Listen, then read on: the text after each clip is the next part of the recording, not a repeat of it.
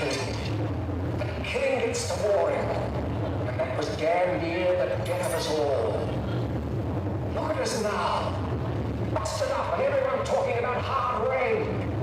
We've learned, like the dust of them all, Barter Towns learned. Now when men get to fighting, it happens here, and it finishes here. 2 men enter, 1 man leaves.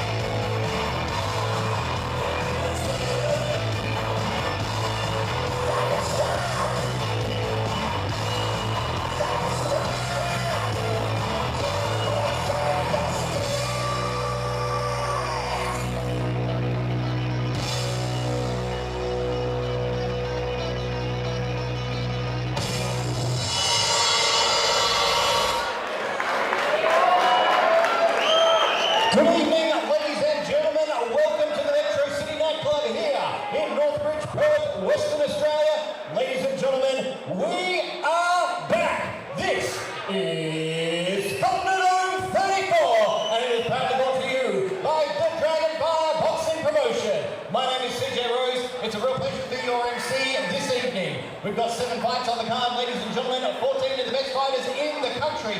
4 titles on the line, including your main event of the evening. Kazim Shogoye, the African Dream, from the Cuban Boxing Gym, taking on Francis, the removalist chewer, for the WBA Oceania Super Featherweight title. It's a cracking card, ladies and gentlemen. Let's get underway with bout 1 of the evening. Introducing first, fighting out of the red corner, from Big Rigs Gym, please make him welcome, Jamie Solis. Well, welcome around Australia and anywhere you are watching around the world. This is Thunderdome 34. Thanks to Dragonfire Boxing, and it's a pleasure to have your company wherever you are watching. It's great to be here in Perth Metro City. The boxing is back. My name's Brett Benetti, joined once again by my broadcast partner. It's the main man, Paul Morrison, and we've got a stacked fight card here tonight, and boxing is back, Paul.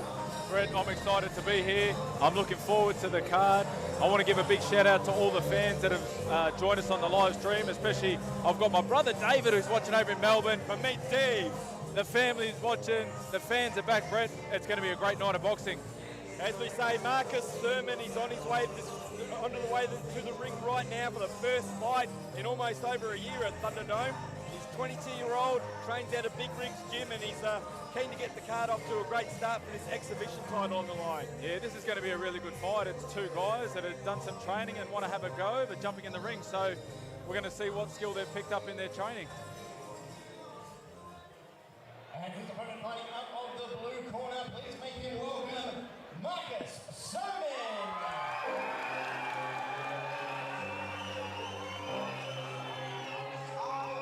And his opponent on the way to the ring, Jamie Solis. He's got a lot of support here at Perth Metro City, and it's already a stacked crowd in here already. They've been starved of boxing action, and there's no one that does it better than Dragonfire Boxing. Yeah, the crowd's definitely showed up tonight. It's the first fight of the night, and we're nearly at a full house already. They're going to get their money's worth just on this exhibition bout. Yeah, it's scheduled for 3 2-minute rounds, and it's a nice-looking belt, and they both want a piece of it. So I spoke to Marcus at Big Rigs Gym during the week, and he is very hungry and keen to get his career off to a bright start. Yeah, he's been training with the Big Rig down at Big Rigs Gym in Balcatta, so as I said, it'll be interesting to see how he puts it all together. Now Malaga. Malaga. Hold away Malaga. All the way Malaga. Yeah, Great that's not gym. bad.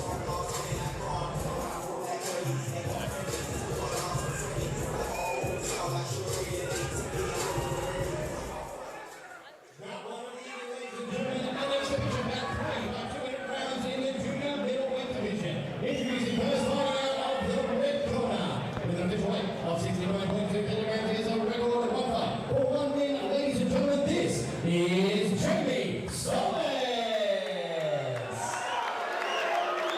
And his opponent fighting out of the blue corner with an official weight of 68.5 kilograms tonight. He makes his pro debut. Ladies and gentlemen, this is Marcus Thurman.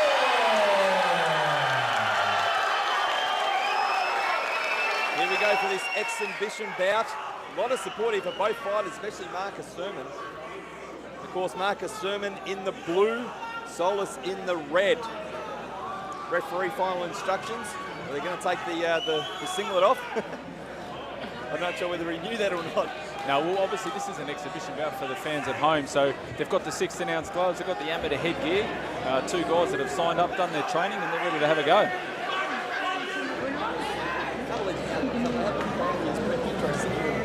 First fight of the exhibition belt. A lot of support in both fighters.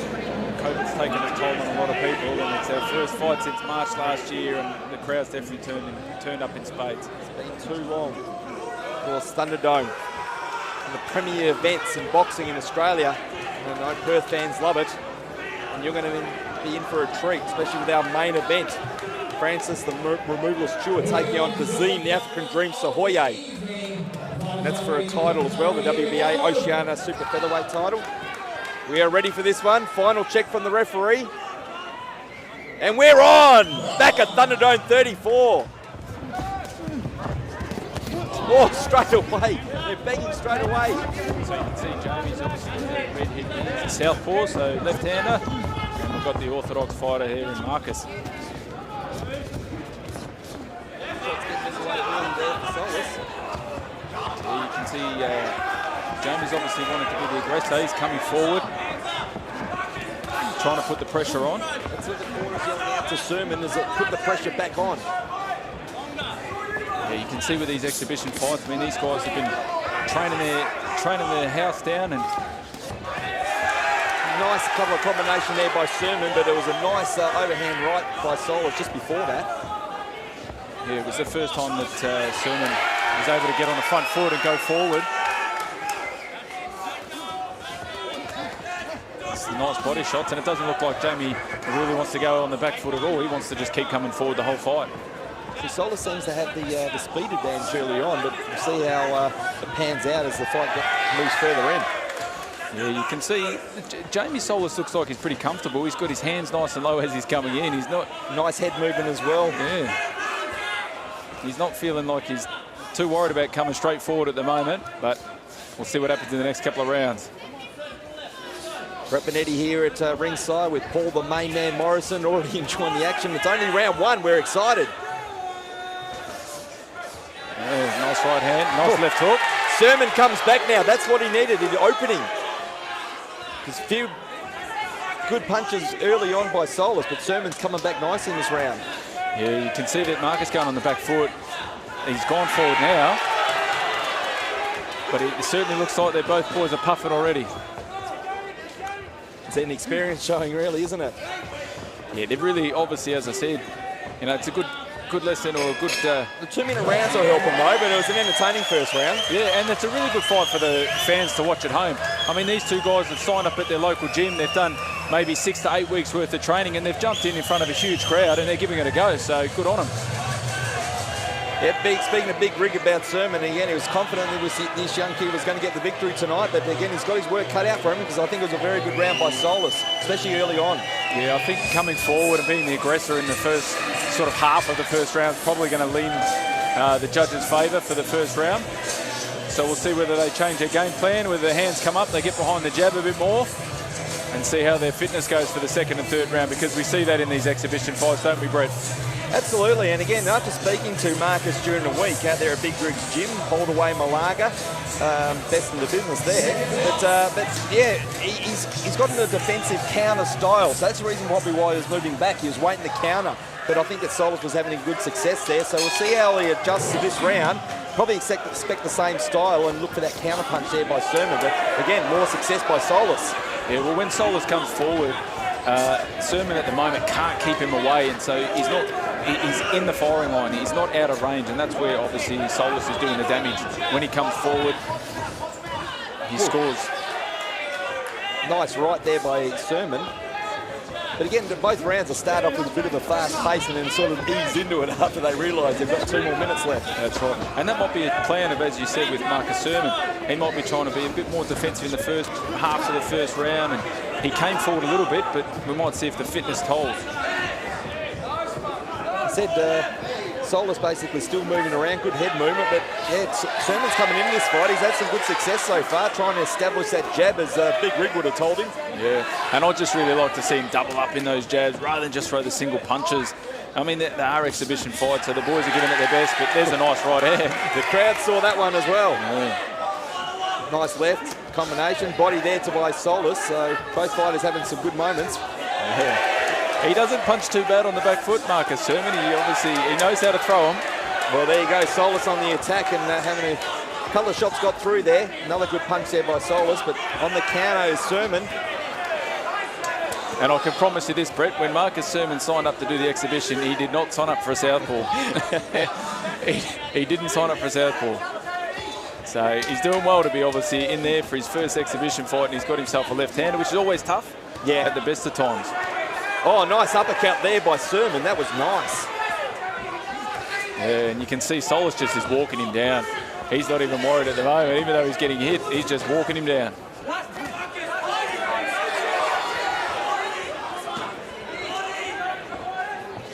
Oh, another nice left there by Solis to end the round. So that was a very competitive round. A lot harder to score that one than the first in my book, but could be 1-1. Yeah, I'm saying that we are. I think that Marcus Sermon scored the majority of our scoring punches. Did some good work, didn't he? So even though Solis's game plan sort of to come forward and be the aggressor, you've still got to score with a punch. And I think he got hit a bit more often that round. So I think we're 1-1, Brett, going into the last round. It could be either 2-0 or 1-1. But again, I hope it's 1-1 because that means it'll be all out in the third and final round. And winner takes the belt. I love that situation. And that's what we're obviously hoping for, that the corners are saying, hey, how bad do you want this exhibition belt that you can see the ring card girls carrying at the moment? Because someone's taken that home. Said Renee Allegra and Shay. There you go. I remembered them. They would have been very angry with me if I forgot their names. So doing another great job here at Thunderdome 34, Perth Metro City. One of the best venues in the world to view boxing. It's very unique. Like the video clip, Thunderstruck. Third and final round. Brett Bonetti here with Paul the main man Morrison. Here we go. Let's see how hard the Solis comes out. And if Sermon can obviously withstand. Oh, he's come forward himself. So both boys want this. Oh, Sermon. Both fighters, but Sermon on the good attack early. He had landed a few good punches in that flurry. Yeah, who knows what the judges are watching, you know? You never know. Well, as they say, we don't like to leave it up to the judges, but... I see it going that way. Yeah, we won't start on the judges this early, Brett. Nice footwork there by Solis. I like that.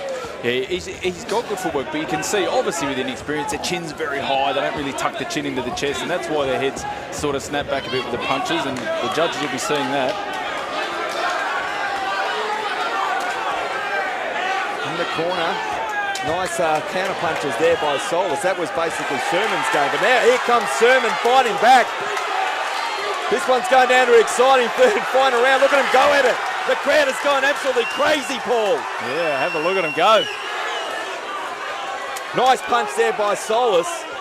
I think both corners gave the instructions. It's 1 round apiece. Who wants it? Good fitness there by Solis. He's coming on strong in the last 30 seconds, but Sermon's not holding back at all. He's basically dodging, moving, and trying to land punches himself. Yeah, this is going to be really tough for the judges to score this round because both boys are swinging. There's not real clean shots. So are they going to favour the aggressor, or again, are they going to go for the scorer? Oh, nice. Another good punch by Solis. But Sermon's had his moment, so it's all out. Now it's 30 seconds. Solis giving it to the crowd as well. He's loving it in there. Well, if it's going to be this loud for this fight, Brett, we're in for a treat tonight. This is just the beginning, and it's an exhibition title. Yeah. Professional bouts coming up soon. Yeah, both boys want to win this one. Oh, that's it. What a great way to start Thunderdome 34. Both guys giving it their all. Yeah, that was an impressive effort for the boys that have done 6 to 8 weeks of training, and they've left it all on the line. So we'll head into the ring, and they're going to make a decision.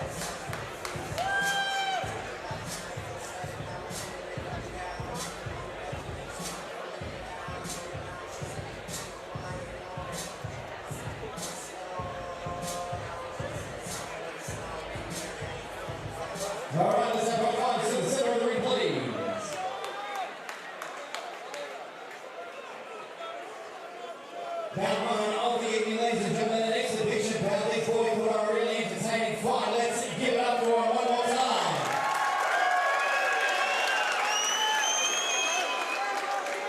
The three rounds action will go to the judges for their decision. Judge 1 scored about 28-29, Judge 2 scored about 28-29, Judge 3 scored about 29-28. Ladies and gentlemen, and your winner by majority points decision, the blue corner, Marcus Simon.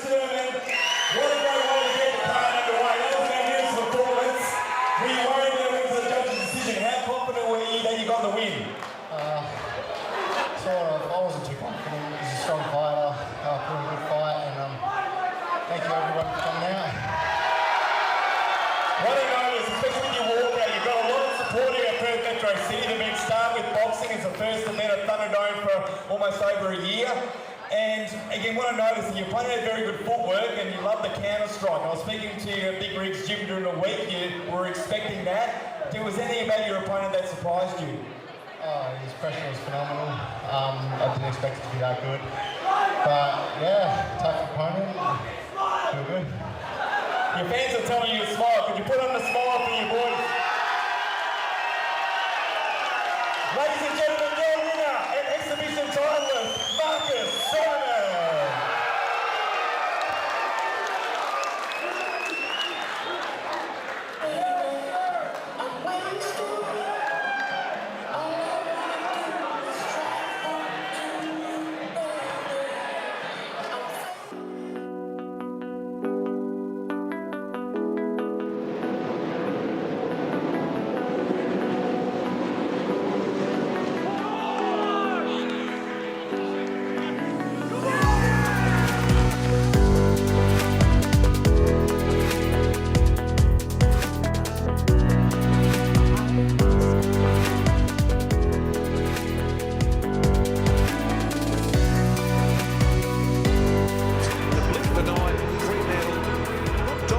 Certainly having their share of the footy.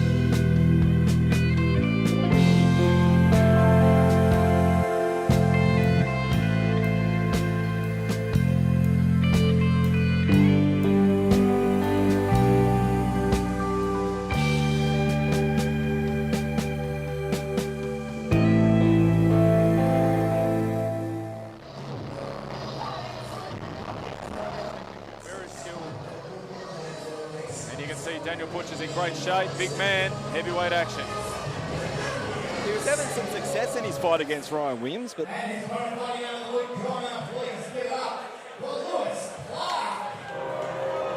opponent, Lewis Clark, making his professional debut on his way. But as I was saying before CJ introduced him, he was having some good success against Ryan and then has got clipped, and that's what happens in heavyweight boxing. That's exactly right. He was doing very well, and as you said, he won his first fight, so he's obviously 1-1. He hasn't fought since the COVID break, and obviously, COVID. Yep, so he's made some changes, and it'll be interesting to see which Daniel Butcher will get tonight, and obviously Lewis Clark making his debut.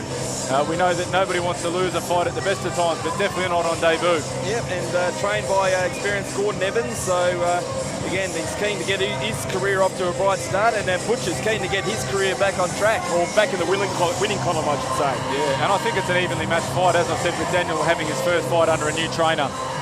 We know that sometimes it can take a while. Now to the ladies and gentlemen, for the 3 rounds in the heavyweight division. Introducing first, fighting out of the red corner. He's trained by Ruben Sanchez from the Cricket Boxing Gym with an official weight of 100.4 kilograms. There's a record of 2 fights with 1 win. Ladies and gentlemen, this is Daniel Butcher!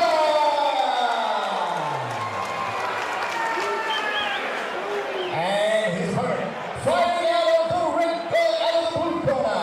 He is trained by Gordon Evans from Gordon's Boxing Gym with an official weight of 104.2 kilograms tonight. He makes his pro debut. Ladies and gentlemen, this is Lewis Clark! Let's see if there's any moves from Lewis Clark as well. Again, packed house here, Perth Metro City, making his debut. There's no better platform for any fighter as they come to the middle to get final instructions from our referee. And you can see as they touch gloves, I will give a shout out to Pro Box because of the beautiful gloves. You can see that the fighters are going to be wearing those all night tonight with our sponsors Pro Glove. Beautiful looking gloves. Sensational stuff. Really good looking glove. Gloves, like a glove. This one is scheduled for 4 3-minute rounds. In the heavyweight division, so reminding our viewers, do not blink. And I think we might just have a change, Brett, because it looks like to me the referees changed it to 4 2-minute rounds. Interesting. 2-minute rounds. I did have it 3 on my sheet, so well picked up, Paul. 2-minute rounds. That means don't blink even further. Jeez, these heavyweights are coming soft these days, Brett. But 2 minutes for the fans at home, that might be a really good thing, because as Brett said, I wouldn't blink for a heavyweight fight. Especially when you've got a guy on debut. As we said, see if there's any nerves and if he comes out swinging.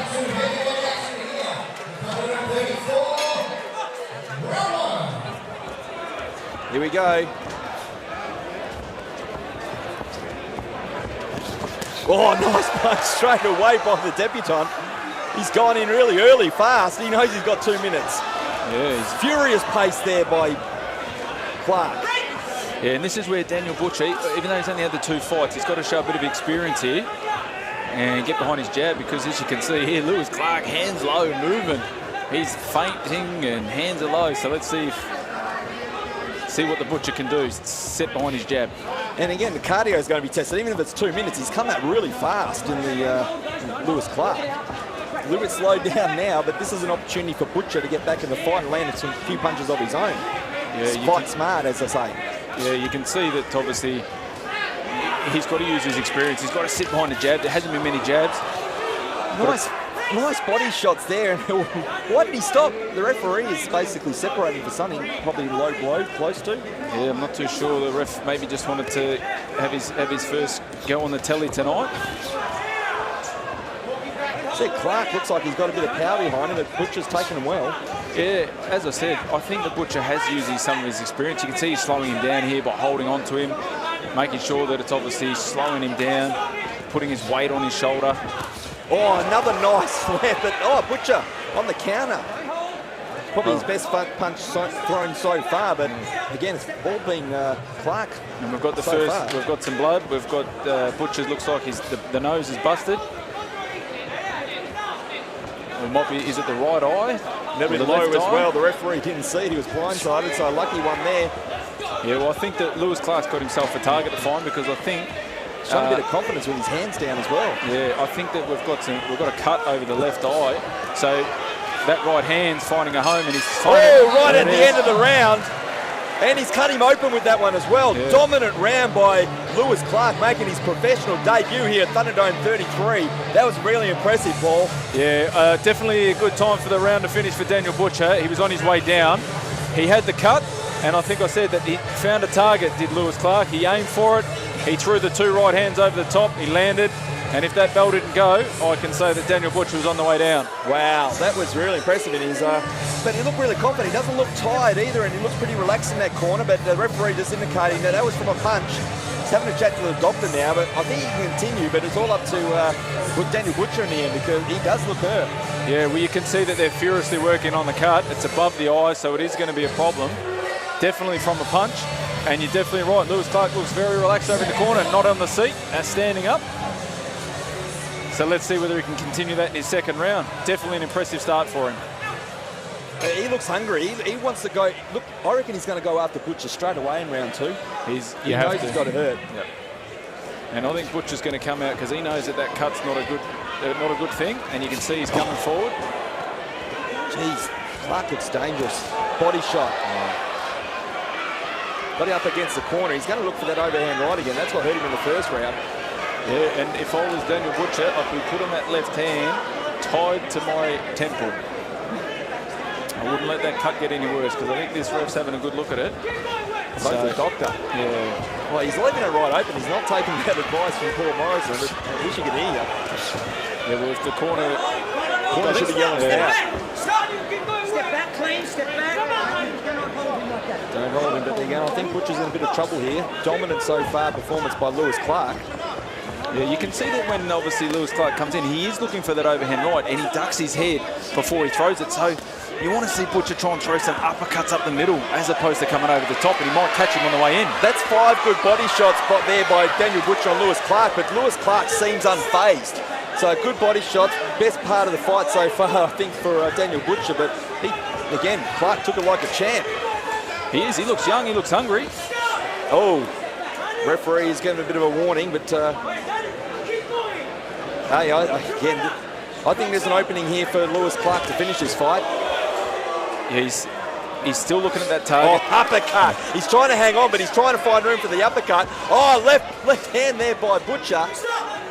Does not seem phased at all, but he might be starting to get a bit tired. He looked a bit tired then, hanging on. Yeah, I think the 2 heavyweights need to get back behind the jab, get some basics going then, right? Because you can see right here, they're just walking into each other. It's a very tied-up fight, and it looks like Lewis Clark is getting a better on the inside. Yeah, Lewis Clark basically came in. He didn't collect a jab then by Butcher when he was coming in. That's the end of round 2. I think another dominant round for Lewis Clark. But great performance so far.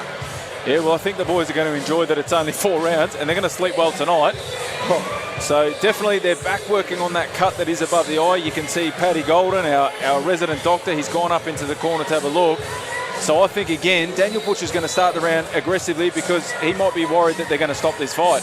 Daniel Butcher's opportunity now is, again, we haven't seen Lewis Clark before. He's making his professional debut. He looks a lot tired at the end of round 2 than he did in round 1. And I spotted that towards the end of round 2, that he'd started to look tired for the first time in the fight. Cardio might be the issue. That cardio might open the door for Daniel Butcher to get back in this fight because, again, he's not going to win on points now. His best go is probably a draw. His best bet. But, again, his best chances are knocking out. And Absolutely. Heavyweights can do that. Yep. We've One seen punch. Daniel Butcher win by knockout before. It just, to me, doesn't look like Daniel Butcher's got that sting in his punch at the moment. Lewis Clark looks like he's a snappier punch, which means he looks like he's got more power. And to be dropping down to throw body shots on your pro debut is very impressive because most times on your pro debut, you just head hunt. But he's definitely got a game plan and he's sticking to it. And he's looking to tie up and look for that opening to land that dirty boxing punch. Yeah, well, as I said, he's got that target and he's definitely going for that right hand. When the punch landed on Butcher, he might be hurt again. They separated themselves. The referee didn't separate them then. It's like, keep fighting. Yeah, well, for the people that are watching at home, when the referee says break, you've only got to take 1 step back before you can come back in. So he's looking for that power shot now, Lewis Clark. Yeah, and that might be a sign of fatigue, as you were alluding to before, Brett. There's the first jab, really. First jab that he threw on his back foot on the ropes. Oh, the mouth guard has fallen out. It's Yeah. Butcher. I think that's a technical move there, Brett. That's clever. Strategy. Yep, clever. You look at him taking some big, deep breaths. He did that absolutely deliberately. If it comes out again, will the referee take a point, or do you think a third time? Well, if depends on our purpose and what he sees. I think left hook there, thrown by Butcher, or on Clark on Butcher. Yeah, you can definitely see the fatigue here in Daniel Butcher. I don't see him being able to win by knockout. That's another left hook. He's landing now. He's going for the knockout. Lewis Clark, and the referee comes in. It's going to be a standing out count. Oh, he's dead. Oh, I think it's like it's over. It's over. It is all over. What a performance on debut by Lewis Clark. And I think you were right there, Brett. I think the fatigue took the toll. He was exhausted. He took some body shots that went to the head. And yeah, what a win for Lewis Clark. Pro debut. Can't go better than that. Well, and they're still recovering. Again, good sportsmanship shown by Lewis Clark, checking on his opponent, fallen opponent, Daniel Butcher. I'm going to get in the ring to have a chat to Lewis Clark, and I'm sure he's a very happy man, but a very tired man at the same time.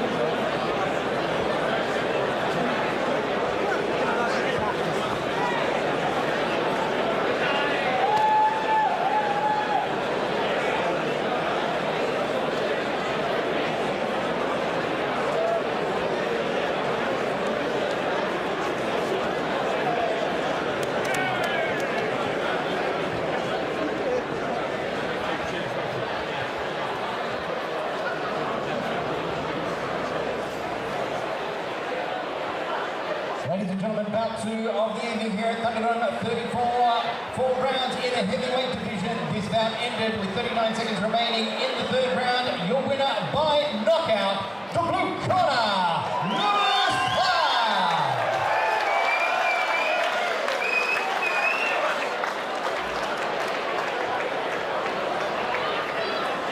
I'm with your winner, Lewis Clark. That is a tremendous debut here at Thunderdome 34. How are you feeling after that great performance? Yeah, top of the world.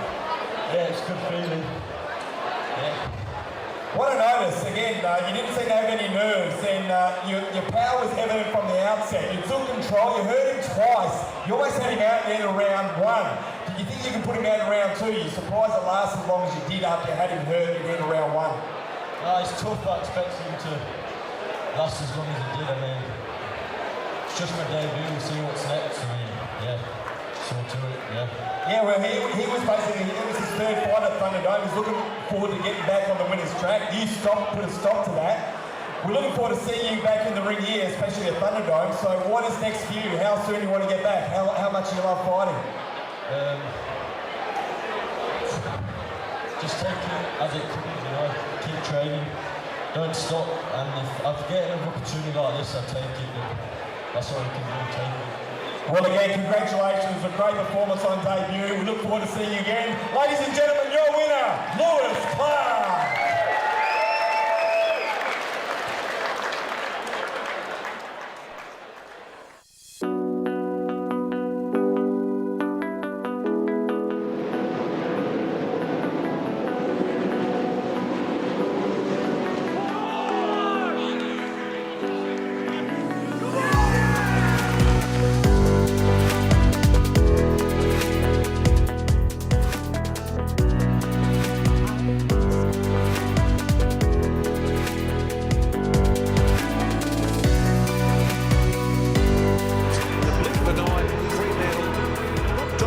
Certainly having their share of the footy.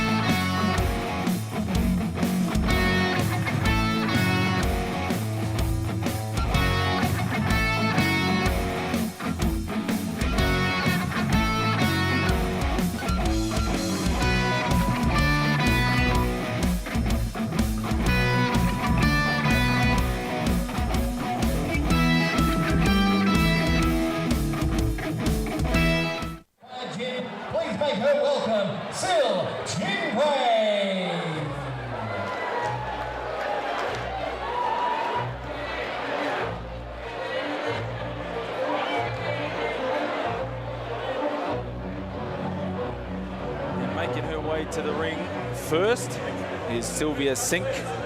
Yeah, I hope I'll pronounce that right. We call her Sil. So she's on her way to the ring.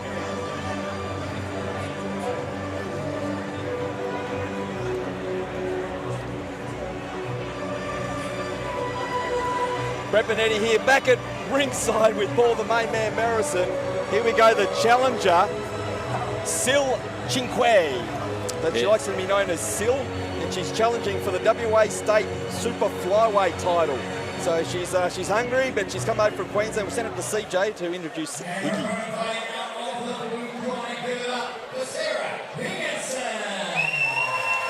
And from the look that I'm getting from Sil, Brett, she's here for business. Well, she had a bit of a battle getting here, so well done to Tony Tolge and the matchmakers for getting this fight on in the first place, because she's a late replacement, and she had to come over from Queensland. She missed her flight, she forgot her mouth guard, and so she had a few distractions, but she's still hungry. But she takes on a very, very hungry Sarah the Pocket Rocket Higginson. And we saw her at Thunderdome this time last year, and she had a draw. I thought she was lucky to escape with that draw. I thought the best thing she could hope for was a draw. She clearly lost the first 2 rounds, so it was a learning experience for her, and she's hungry and she wants that belt. Yeah, well, always after their first pro fight, we always like to see that they improve second up. So it'll be interesting to see how she's going for her second fight. There's a huge crowd support. Trained under the big rigs, and for a state title, it's going to be a big performance. Yeah, she's got a good amateur record. I love the story in her background as well, because you have a look at Sarah Higgins when she steps in the ring. Imagine there's 2 of her, because that's how big she was. She has lost 70 kilos. Yes, 70 kilos. And she's beaten diabetes, Brett. I know. Oh, that's exactly right. Her lost her father to diabetes. That's how she wanted to get fit again. But again, I was speaking about it on Sport FM during the week with Peter Vlahos, 91.3 Sport FM. To send up to CJ. I'll get that out.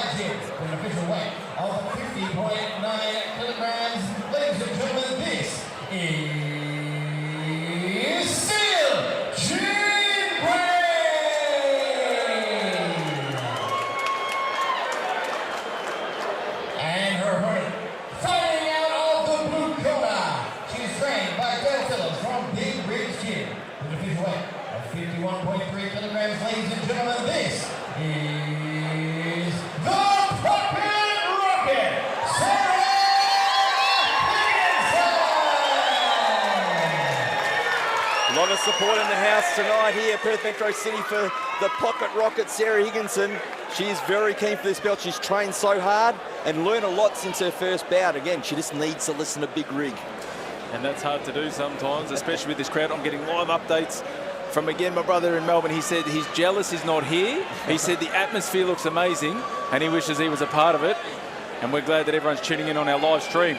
Let's see how Sarah Higginson actually comes out for this one, because she was very nervous in her first fight. And let's see how she obviously establishes herself. She's going to look to establish her jab, but that's what Sil Ching Kwai has done early. Yeah, and she's got a kickboxing and a Muay Thai background, but she's still obviously, I think she's only had about 10 fights. It is hard for these girls, 51 kilos, to find opponents at their weight, obviously. So 10 fights. We know Sarah's had some good fights in the amateurs here in Boxing WA. Oh, nice punch there shown by Higginson.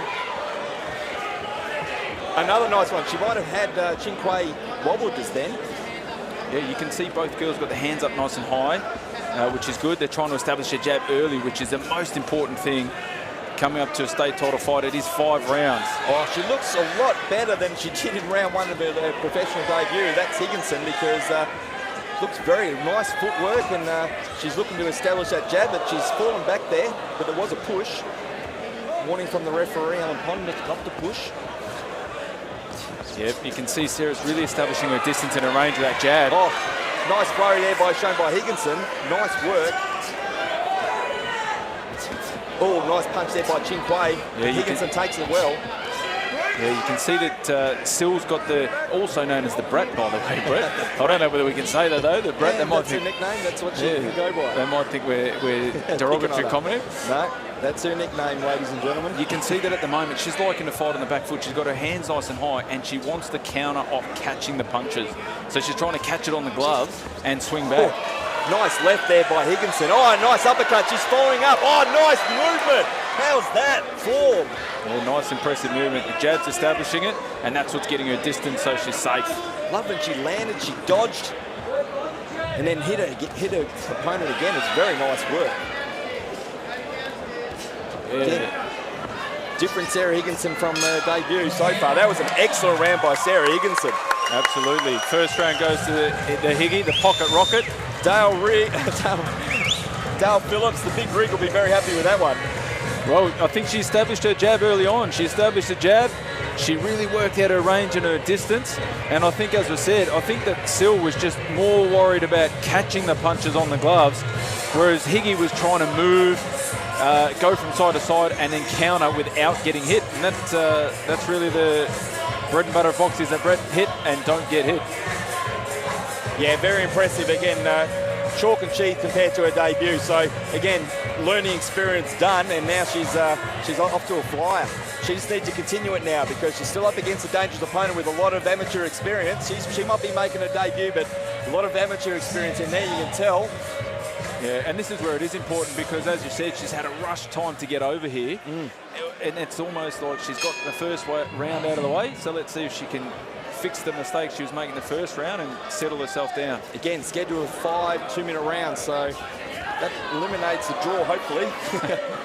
Well, you never know with this. I hate it when it's 4 rounds when, you know, it's like opens up draw possibilities so much, but so far, good performance by both girls. Oh, nice head movement again by Higginson.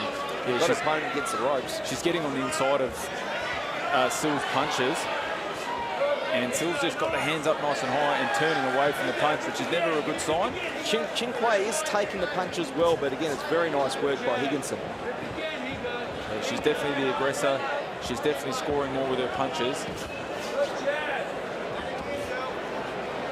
And you can hear the corners both yelling out. They want to establish that jab. So it'd be good to see, obviously, that either girl throw multiple jabs. You know, 1s, 2s, but double it up, triple it up. You hear the crowd then after that punch is thrown. Like, they're nervous and excited at the same time. I was speaking to a few of them about Higgy. They like to call her Higgy. We like to call her the pocket rocket. She definitely looks like she's got the better power of the two girls. She's got strong legs. Her punches are coming from the ground up. You can see she's being able to set herself before she throws her punches, and that's why it's got the sting in those shots. Oh, she's setting herself something so nicely this fight as well. She's all over Chin Kwei at the moment. Yeah, she's not staying in front of her. Oh, another nice combination there by Higgins. She's going for it. She might be able to get a stoppage here if she keeps going. Chin Kwei's on the defensive. Yeah, it will look like the ref's coming in to have a close look at this. Wow, look at this by Higginson. The referee is taking a real good close look at it. Might be an 8-count coming soon. Yeah, Sil needs to settle now. Sil's done well there to weather the storm. Wow, no, uppercut to finish round 2. Wow, what a round by Higginson. Dominant so far in this fight. Yeah, she smelt blood towards the end of the round there, Brett, and she went for it. And you can see Sil there, just before she sat on the stool, she gave herself a little bit of a dance to try and get that blood flowing back into her legs. You can see the big rig. He's happy with his fighter. He should be. That was a fantastic performance so far. Hey, there's still work to do. The fight ain't over yet. It ain't over until it's over. That's you know right. The famous quote. Yeah, you can see that there's Darren Allison in the corner of Sil, trying to calm her down, put some nice Vaseline on the face.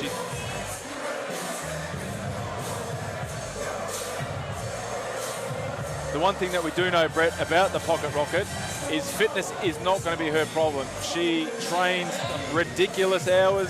I've seen some of her training sessions at big rings and she doesn't stop. It's like she lives there. Yeah, well, I think if you say that, she might move in. Sorry, big rig. Yeah, I think if the offer's there, she might take it. Here we go, round 3. Again, the WA State Super Flyweight title, women's division obviously on the line. And again, both girls really hungry for this belt. Beautiful pink belt as well. I know you would have loved it, Paul. Well, you take what you get when you win, mate. Again, on the attack again is Higginson, looking really sharp. Yeah, she's slipping that right uppercut underneath the left jab. It's getting a little bit lazy from Sil because I think the punishment's making her a bit tight. Alan Pond is very close to the action here, the referee. He's having a good look at Sil. Again, she's a tough girl though. She's taking the punishment. She hasn't gone down, but again, Higginson is showing the power as well and the movement. Look at that head movement, the footwork. Learned a lot over these last 12 months. She's been waiting over almost 12 months for this moment. Yeah, she smelt blood again, and I think there might be blood coming out of the nose of Sil. She's got her back to us at the moment, but I think there might be a bit of claret from the nose, and I think the Pocket Rocket's seen it, and she wants to finish this fight. On the attack in the corner, and she's on her own corner, so she's taking advice, trying to instill Chin Kwei. but she's getting hammered here by Higginson. Look at the head movement again, Paul. Yeah, she's definitely impressive here. And Sill's just trying to keep the hands up and not get punched. She's really got to start to move. She's got to use the whole ring, or she's got to try and hold. Oh, see that? Again, Sill tried to use that jab, but nice head movement again by Higginson. Yeah. The thing about accumulation of punches, Brett, is it slows you down. Oh, another nice uppercut. Yeah. And there's some blood flying. There's not much comeback from Chin Kwei at the moment. Alan Pond has taken a real good look. Yeah, he's given her every benefit of the doubt, especially on pro debut. So they're in round 3, so plenty of time to go as well. Plenty of time to work, and Higginson is not getting tired. No, fitness isn't going to be her problem. She's a hard trainer. Late opponent change, so she was ready for anyone. And she's obviously ready for this. Wow, what a dominant round, and body shot at the end. She does not stop until the end of the round. We saw it in round 2, we've seen it in round 3. Land a great headshot at the end of round 2 and a body shot at the end of round 3. What a way, dominant way to finish the rounds. Yeah, and potentially, Brett, I mean, in a judge's scorecard, she doesn't have to knock her down to win 10-8. I think that was a 10-8 round for Higgy. She was dominant, and I think that at the moment, Sill's doing a really good job hanging in there. Alan Pond saying round 4, but there's no sort of warning about stopping the fight because, again, it is for a title and they do want it badly, so you've got to give her every chance. And, you know, the puncher's chance, but again, I don't see the power in Chin Kwei at the moment because she's taken a lot of punishment from Higginson and she's on her way to this belt so far. But again, 2 rounds left on the books. Yeah, well, the only way Sill's going to take that title home, mate, is if she does get the knockout. So, again, it'll be interesting to see how she starts this round.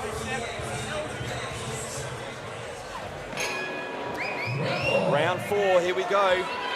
It's a title fight. The women's WA State Super Flyweight title on the line. It is Sarah, the Pocket Rocket Higginson, taking on Sil Chin Kwei. It is Sylvia, but she likes to be called Sil. Told me about the weigh-in yesterday. Yep. And you can see at the moment... She's just backing up, isn't she? Yeah, at the moment, Sarah's throwing her punches in bunches, as they say. She's trying to look for combinations. And Sil's unfortunately just throwing the one punch. As you can see there, just with one jab, and then she's covering up. And that's giving Higgy every opportunity, Brett, to land the knockout punch.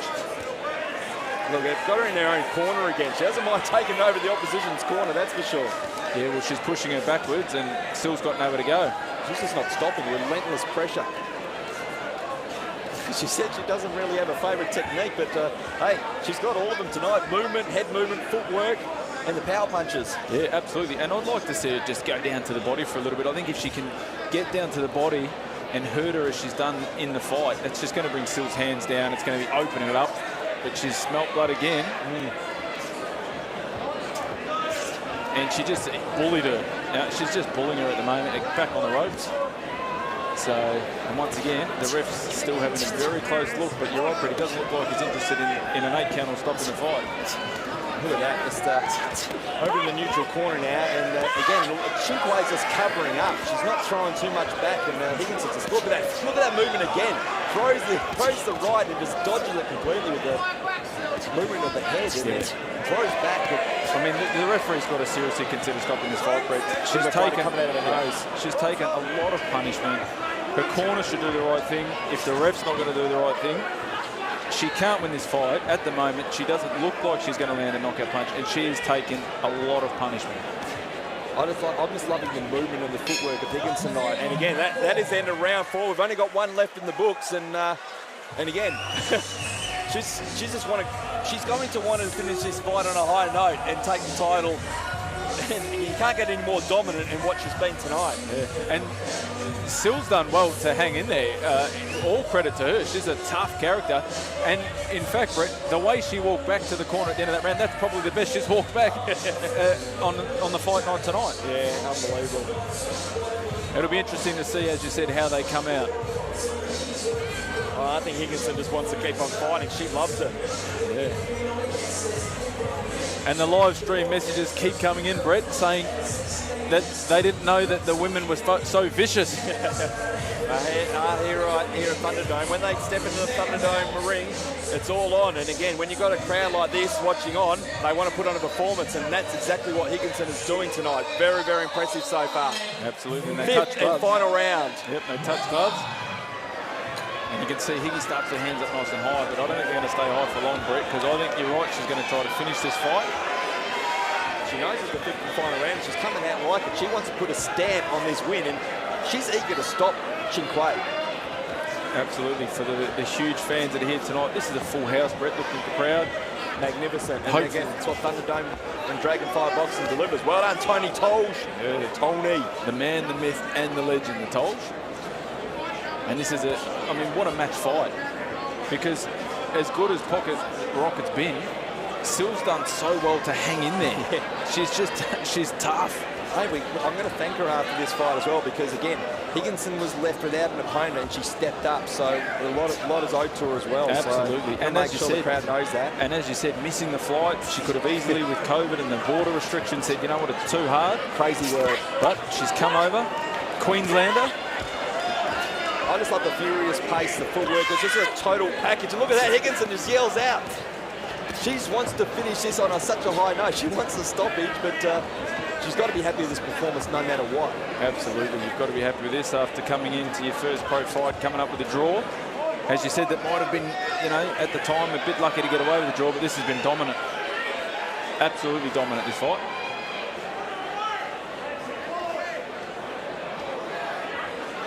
Body shot there again by Higginson. Again, final 30 seconds until we have a new champion, and that will be Sarah, the Pocket Rocket Higginson. I'm calling it, Paul. I'm calling it. I think you can call it. I think it's safe to say. Sylv just doesn't look like she's got the power. The accumulation, she's exhausted. Oh, look at that, to finish off the fight. What a punch by Higginson. And Sylv actually comes back forward. She's a tough girl, I've got to give her that. Absolutely. She took a lot of punishment. Wow. Look at that. Wow, what a performance there. As they say, Brett, oh boy, wowee. That was a ripper.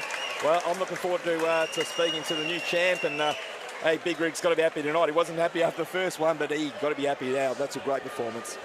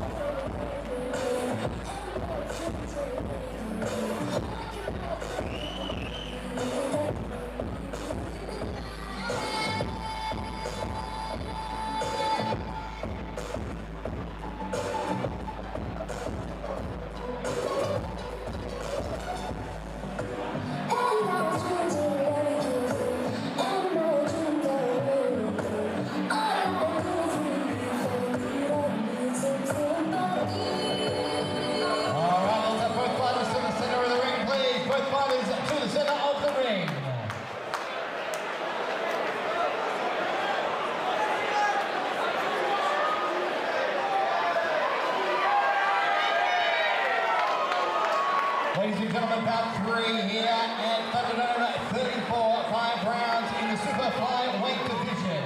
We have 5 rounds of action. Now we turn to the judges for their decision.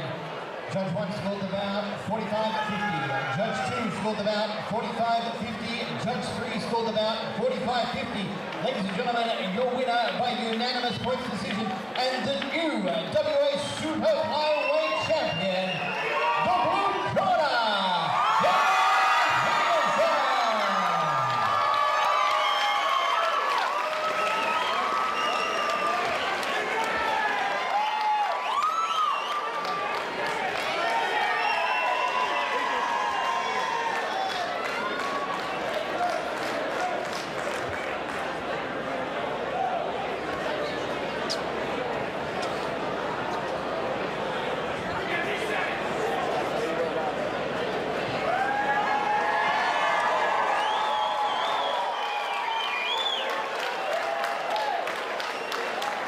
Ladies and gentlemen, on with a very happy winner, the Pocket Rocket, Sarah Higginson. Just before I have a chat with you, I'd like all of us here at Metro City to say a big thank you to Chin Quay for taking this fight. She was a late replacement, and so Sarah wouldn't have had a fight if she didn't step up. So thank you very much, Chin Quay. But on to the pocket rocket.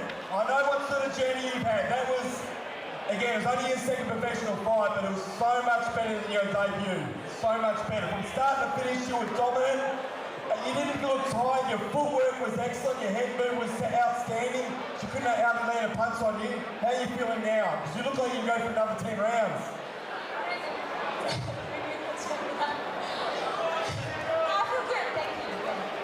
Again, it's been a long journey. I don't mean to embarrass you here, but this girl in the ring, big journey, because after she lost her father, she decided to go on a journey.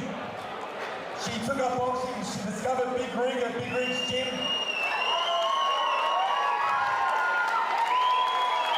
This girl lost 70 kilos. 70. That is unbelievable. And again, I followed your journey closely. I'm very happy with it. I'm so happy for you that you got this title tonight. Again, first of all, how good is it to have this beautiful pink title around your waist? It's probably heavier than you at the moment. Is anyone you want to thank? Because I know you had a lot of support here at Perth Metro City. I want to thank Stillfire for being my sponsor and my only sponsor. So thank you very much for coming. I appreciate it. I want to also thank Big Rig's gym. Big Rig and me sort of work together in the gym, and it's a family there. And you know, you walk in and you feel like you're at home. So, and I also want to Big Rig. Obviously, it's not going to put me through hell, but I turn up every day. I'm never late, and I'll always turn up. So, he's put a lot of effort into me, and I really appreciate it. Family and friends, especially my family, wherever you are. Thank you very much for the support, and thank you for coming out and watching me. Just one more before I let you go. I know you're tired, you're ready to celebrate. Again, how soon do you want to get back in here and do it all again? Mate, or earlier. Congratulations. Now, I know that you'll be back in the gym tomorrow. Well done for listening to Big Rig tonight. Ladies and gentlemen, your new champion, the Pocket Rocket, Sarah Higginson.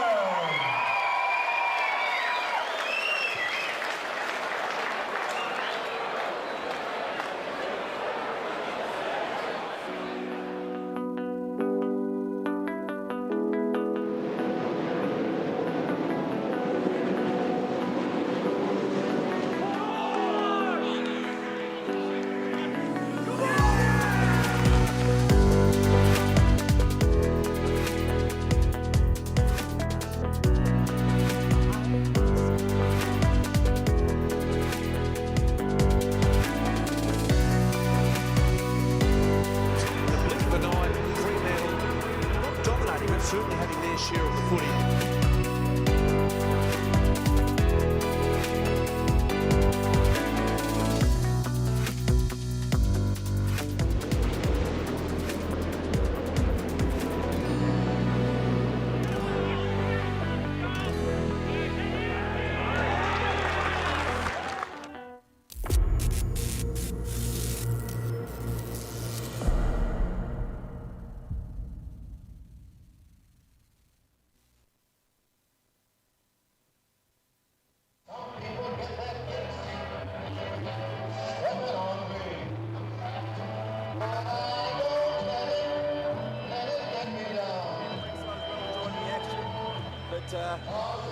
Again, I just love that the fights are back. I mean, I'm so excited because it's been a long time. I used to love going to Thunderdome 4 or 5 times a year, and we only had it once last year. It was like, it's been too long. Absolutely, and credit goes to Tony Tolge, the H.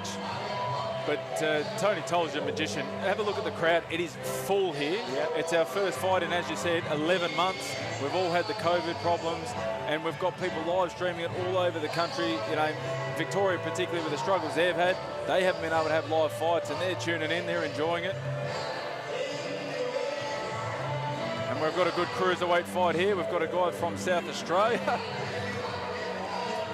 in Ivan Kohler. He's made his way to the ring. Yeah, seen him before. He's actually on the undercard of the Danny Green versus Anthony Mundine fight, number 2 in Adelaide. So he fought Shane Tuck, the late, great Shane Tuck. former Richmond footballer. And I'll Rest say, in peace. and I will say, because I know you're Richmond.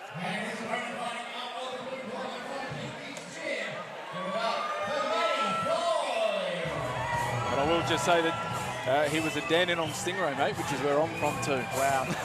I used to love watching Shane Tuck play, especially my beloved Richmond Tigers. He was there during the struggling times, the struggling years, but he was always clearance play. He always knew how to get the ball. I love the way that he fought back. I mean, his old man played over 400 games for Hawthorn. Couldn't get a game at Hawthorn, went to South Australia, had a good season. Richmond picked him up, gave him a shot, and he was very good. Well, they do breed him tough at the Stingrays, mate. I was very happy. I mean, he did defeat the guy in the ring tonight in Adelaide, and but again, I was very happy he got the win that night. But I'm glad that Ivan Kohler is here because, again, he's experienced. He's an experienced guy fighting a new guy. And he's trained by Lucas Big Daddy Brown as well, who we'll talk about in a moment. Yeah, well, Matty Floyd's the owner of Pinky's Gym with his partner Taylor, and they're doing great things in the community. They're a new gym down in O'Connor. If you're in Perth and O'Connor, check them out. They're doing free youth programs. Brett, they get picked up in a limousine. Wow. Any child that's out there that wants to come, they just have to go to a bus stop or a train station, and Pinky's Gym sends a limousine to pick them up the train for free. How good's that? Unbelievable. That's fantastic. But it is going to be, as you said, Brett, this is a really, again, Tony Tolles, credit to him, an even matchup. We've got a guy having his pro debut, and as you said, you've got a guy in Ivan Kohler, who unfortunately, he did miss weight yesterday, which is going to put some pressure on Matty Floyd as well. Yeah, credit for him, he didn't have to take the fight, but he was too hungry not to. But Matt Floyd is very confident. I was speaking to Lucas Brown, and he's very confident that his fight is going to get the win. And he looks pretty relaxed for his first fight. He's got a big supporter base here. So big shout out to all the Pinky's Gym.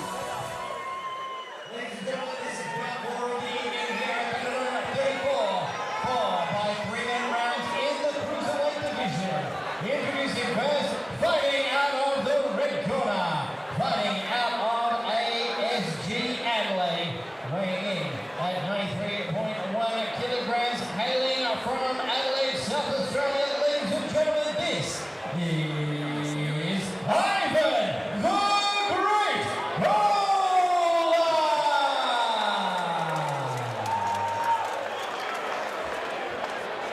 And his opponent, fighting out of the blue corner, he's trained by Lucas Brown from Pinky's Gym with an official weight of 89.7 kilograms tonight. He makes his professional debut.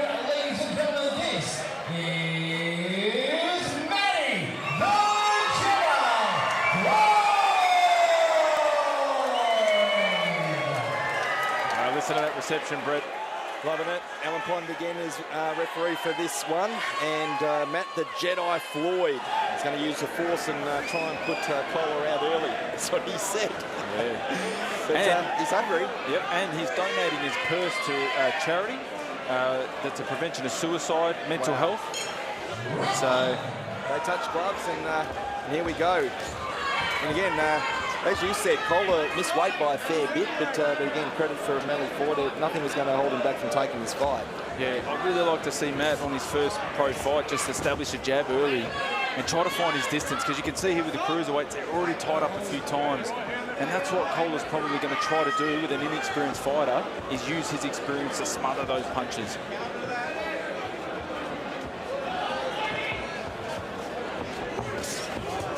Looks like they're right there by Kohler. Matt Floyd took it well. Yeah, you can see Matt's definitely an aggressive fighter. Looking for that opening there. He's got his opponents going. He's using the lefts. Yeah, I think he's hurt him a little bit here.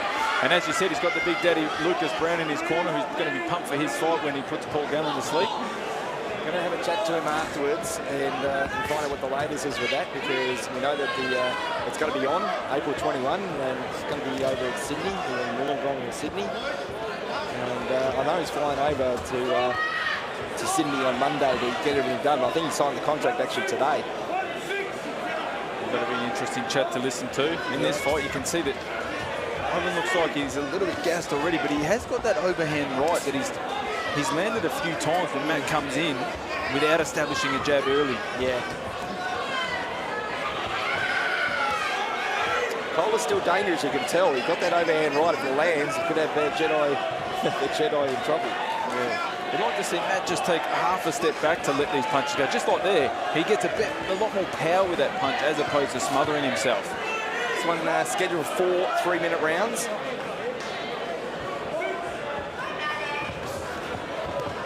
He's got an opening there, and he might have collar hurt again, is Matt Floyd. Yeah, you can see that obviously with the heavy guys, the cruiserweight division here, Kolov's not throwing, accumulation of punches, and you can see Matt's taking some big deep breaths. It's his first fight, it's his first round. So we all know what that's like. Anyone at the top in the ring. We saw it there, Wayne, at Big Rig's gym yesterday. Again, he was cutting weight up to last moment, Cola, and then that's all he can get down to, just play a couple of kilos. Yeah. I think there was a few calls for him to nude up because I think his underwear was a bit make heavy. A difference. No, it wasn't 2 kilos heavy. I think you're right there, Brett. Yeah.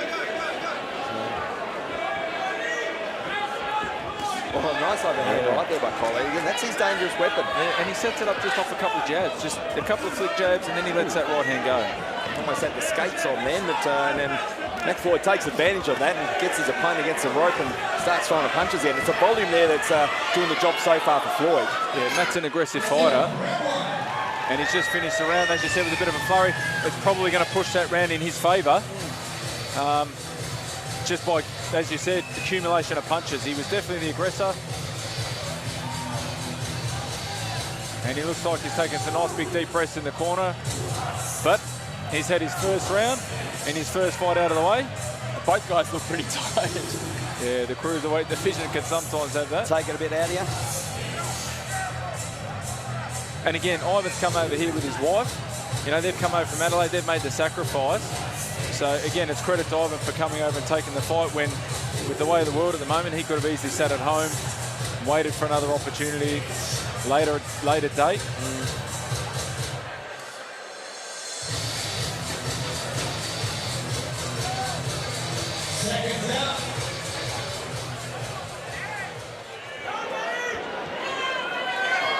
Here we go, round 2.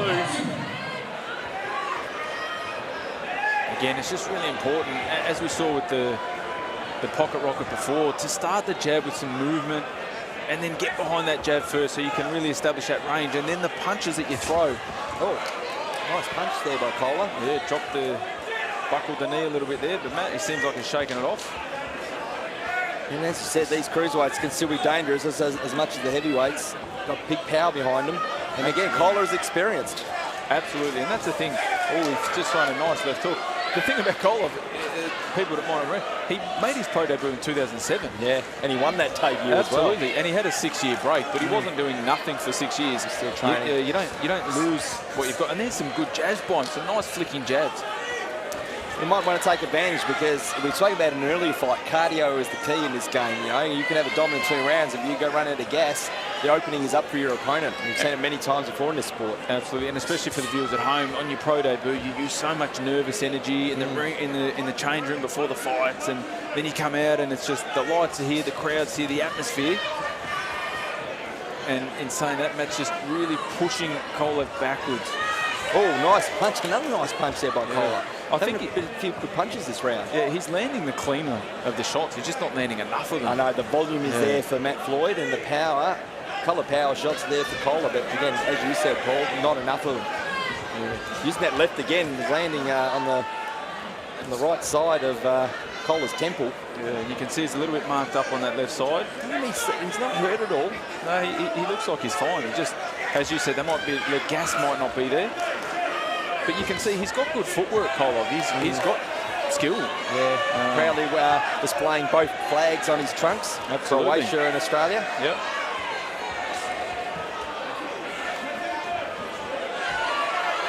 That's the guys that had a bit of a slip in the first 2 rounds. Yeah, it looks like, Kolov looks like he's got a bit of tape on the boots. So he might have worn those in his pro debut, mate. Oh, nice punch there by Kola.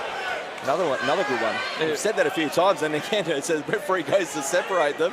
Jedi Floyd lands a nice left. Yeah, not sure whether the judges will count it, if they might. Yeah. You can see that. Check yourself at all times. Yeah, and in credit to Matt, in his pro debut, he's taken some good shots. Yeah. And he seems to be unfazed by those shots as well.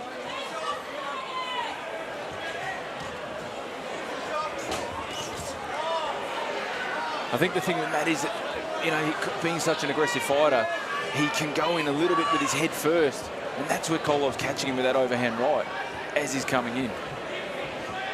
Well, he's had a few moments here this round, Kola. That again, it's what the judges see as a bit of power taking up versus the volume. Yeah, absolutely. Kolov actually looked surprisingly, as you said, he looked like he was starting to tie, but he looks like he's got his second wind underneath him. And he did land the cleaner of the shot.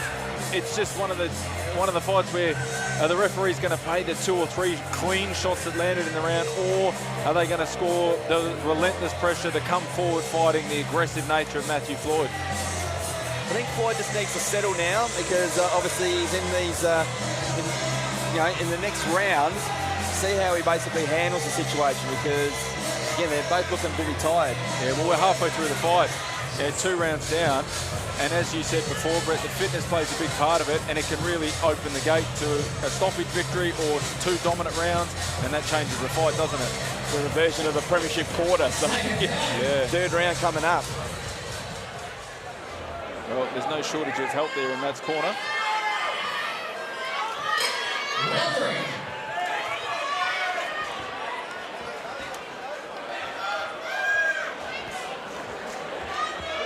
See, Matt's just being a little bit too aggressive without establishing his distance and jab. And there was a good jab. It was.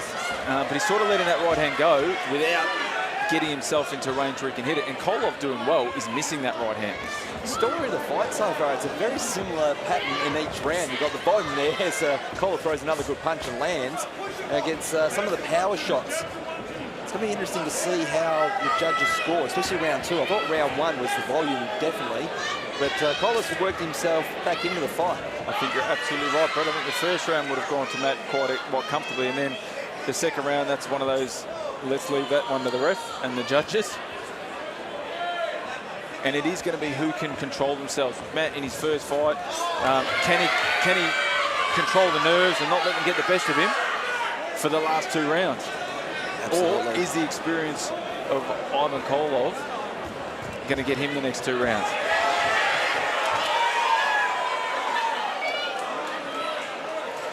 And I think you're right, Brett, in saying I think this round's started exactly the same as we finished in the second. Oh, there, Kola. Kola landed a couple of nice 1-2 combination then. You were saying, Paul. Yeah, well, you can see it's definitely he's definitely landing the cleaner shots. He's almost smothering his own work by being in there. I'd again like to just see him take it half a step back. As we're getting warnings from the ref, I think. Not sure why. Might have seen a low blow in there, but Alan Pond is very thorough, as we've seen before in the past. Yep. Experienced referee. Look, it is a tough job to be a referee, but absolutely. Well, there was a nice uppercut from Matty Floyd. Exactly, that's exactly what he needed. Yeah. I think again he's not moving as much as he was in the first round. He needs to get that footwork going again. Yeah, you can see. But look, first fight, it's hard to criticise anyone that's having their first fight. And Matt's, it's been a long. It's where the corner comes so important. Listen to your corner. Absolutely. Yep. Oh, I think we might be taking a point off here. Because Alan Pond's right up there. It's always hard when you've got one of the shortest refs with the cruiserweights. It's a bit of a warning. It wasn't a point. Yeah, well, I think it's not going to happen again if Matt hits after the break. Oh, I think you're right about these boots, though. Yeah, I've noticed that they're slipping a bit. Yeah. But these 2 fights, I haven't seen it too much in the first. I'm not sure whether Ivan is hurt or whether he's just trying to. He's using his weight very well. His experience, isn't he? He's really putting the weight on Matt, which just drains the energy. He had his head down. Oh, nice punch there by Floyd. Hey, referee didn't call him to break. He could have punched in, and absolutely. It's sort of like he was expected. There's a nice jab. Yep. And that's what you want to see more of. Because you can see when Matt lands that jab, the right hands and his other punches, they seem to be landing straight after it. I think that the fatigue might have your fatigue, Brett. Ivan definitely looks like he wants the round to end. And it comes to an end for him. So, again, a very interesting round, that one. So, Again, warning coming in the way of Floyd. He looks very tired, so does Kohler. But, hey, it's up in the air. You never know how the judge is going to score this one. I think it's a case of volume versus power. We'll see what the judges like the most. And again, it could be someone could get stopped in round number 4. You never know. Absolutely. Yeah, I'm going to lean that round to Matty Floyd, the Jet. I think I'm the same. Yeah, I'm the same. I think he did enough because he landed some really good clean shots as well. But there was a moment in that round, a couple of 1-2 punches from Kohler that were very impressive, the best moments of the round for him. But again, it's the volume in the other moments that that might have took over for Matt the Jedi Floyd. Yeah. Big shout out to Kareem Gerges from the UFC gym in Balcatta. He's here, part of the boxing commission tonight, doing a great job. Fourth and final round. Brett Bonetti here ringside with Paul Morrison. We are loving this action. And we've been starved of the action because it's the first time we've been here at Metro City for Thunderdome since March 2020. Magnificent to be back. Absolutely, and you can see this round here, Brett. This is just going to be, as Muhammad Ali said, the will versus the skill. It's the last round of Matty Floyd's pro debut. Oh, and Ivan is desperate for a win. He obviously hasn't won since his debut fight, so it's going to see who wants it more. That's who's going to win this fight. Yeah, tale of two stories here. You can see it started the same. Matt's definitely the aggressor. He's coming forward, but he's smothering his own work when he gets in on the inside here. When he takes half a step back, you can see he's landing those shots. Nice work there by Floyd. Landing a couple of nice punches to the body and to the head on Kohler. And again, see how much gas Kohler has left in the tank. Yeah, I think he's surprising because look at that, he just lands a nice left hook. Finishing off well so far in the final round. But he's just throwing the one shot. And we said earlier in the fight that the right hand was the weapon for Kohler, but he's starting to use his left hand pretty well. Yeah, you can see that Matt is desperate for this win. He's got a huge crowd here today. Another nice left by Floyd. Yep. And he's relentless. He wants to win this fight. But as I said, with his pro debut, he's going to learn a lot from this. First time fighting under the bright lights. First time fighting in front of the huge crowd here. He's trying to work that uppercut. Floyd, body over the top of the head. Yeah. And if he took half a step back when he threw that, I think that's where his power is going to land. But Kohler's doing well. Oh, nice punch there by Floyd. I think, yeah, you're right though. I think that Floyd is taking over. Yeah. The longer this fight goes on. I think, again, it's one of those accumulation of punches. And that's 4 rounds. They're like a sprint in the boxing world, aren't they? Absolutely. And you can see that Matt's throwing more than one punch at a time, whereas Kohler's trying to just catch him on the way in with that one shot. And so far, he hasn't landed that big shot that's caused Matt some trouble. Not long left in the 4th and final round. And you can see Kohler's using his experience here by putting the weight on Matt to just really drain him. But again, he just throws the one left hook after the break, or when he's broken. I'd like to see him just throw more punches.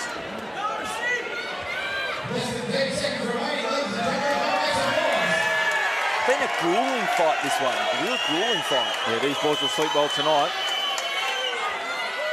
And both riders wanting to finish up the fight strong. Absolutely. And Kohler's going to have it's going to be a long trip back to South Australia. He's going to be sore and sorry. That's it. Really good, grueling fight. Strategy, volume versus power in a couple of them, but I think that Matt Floyd has done enough to get the victory, but hey, you never know what the judges see from different angles. Absolutely, and I think you're right, Brett. I think I think Kohler was a great opponent for his first fight, and Matty Floyd's done well. He was aggressive. He's going to enjoy, hopefully, what we think is going to be his first win. Well, I'm going to go up to the ring and find out.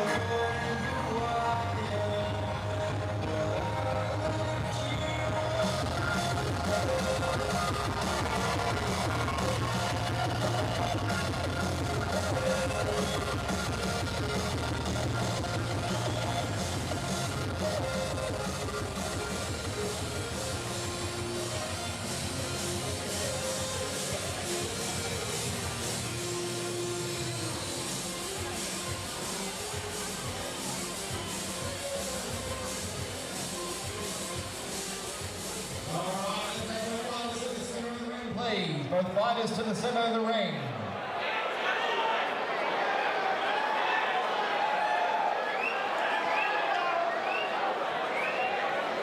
All right, ladies and gentlemen, round 4 of the evening here at Thunderdome, 34, 4 rounds in the Cruiserweight division. Before we get to the decision, let's hear another big round of applause for both of these fighters.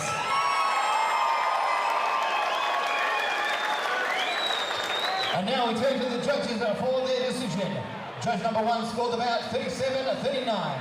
Judge 2 scored the bout 37-39. Judge 3 scored the bout 36-40. Ladies and gentlemen, your winner by unanimous points decision, the blue corner, Matty Floyd.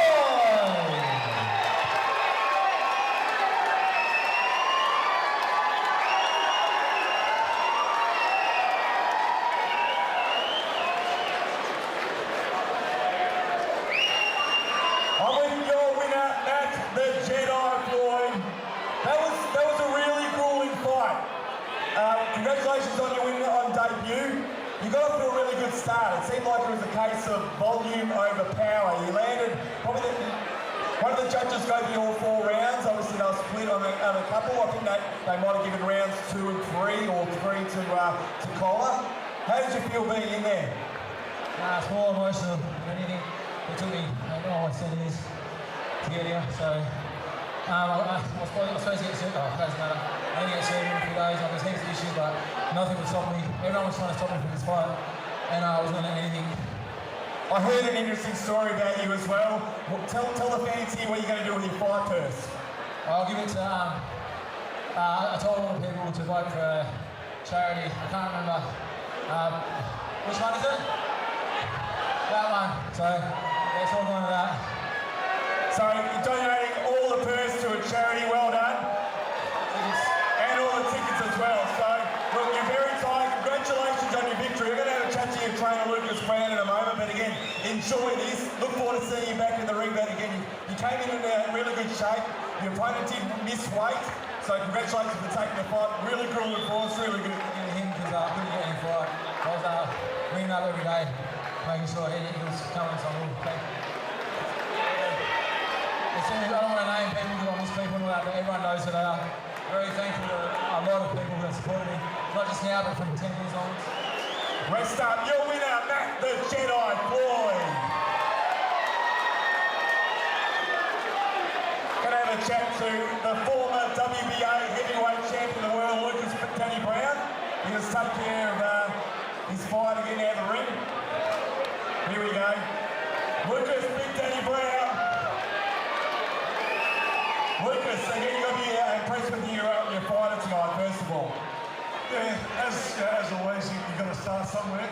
That's his debut. Messy on both sides, but it's a good learning experience for both of them. Well, he's going to rest. It was a really grueling fight, but more on to you now, because obviously you've been in the news the last couple of weeks. On social media, there's been back and forward with another guy by the name of Paul Gallen. Now, it's been announced that you're going to be fighting Paul Gallen on April 21. Can you give the fans a reminder of an update, because you are flying to Sydney on Monday, I believe. Give us a bit of an update. Yeah, basically, I fly out Sunday night. All the press and everything is on Monday. The full press conference is on Tuesday, so I'll find out all the details there. But it's April 21st. It's over 6 rounds, so it's his choice. I get the belt of over 6 instead of 12, either way you look at it. So I go for Parramatta, he's a Cronulla boy, so I get a belt shit over just for that. Final question. Are you going to knock Paul Gallen out? To be honest, I want to punish him first, but yes, I want to knock him out. So it'll happen at some point, but I'm definitely going to knock him right out, yeah. We can't wait for this one. Ladies and gentlemen, Lucas Big Daddy Brown.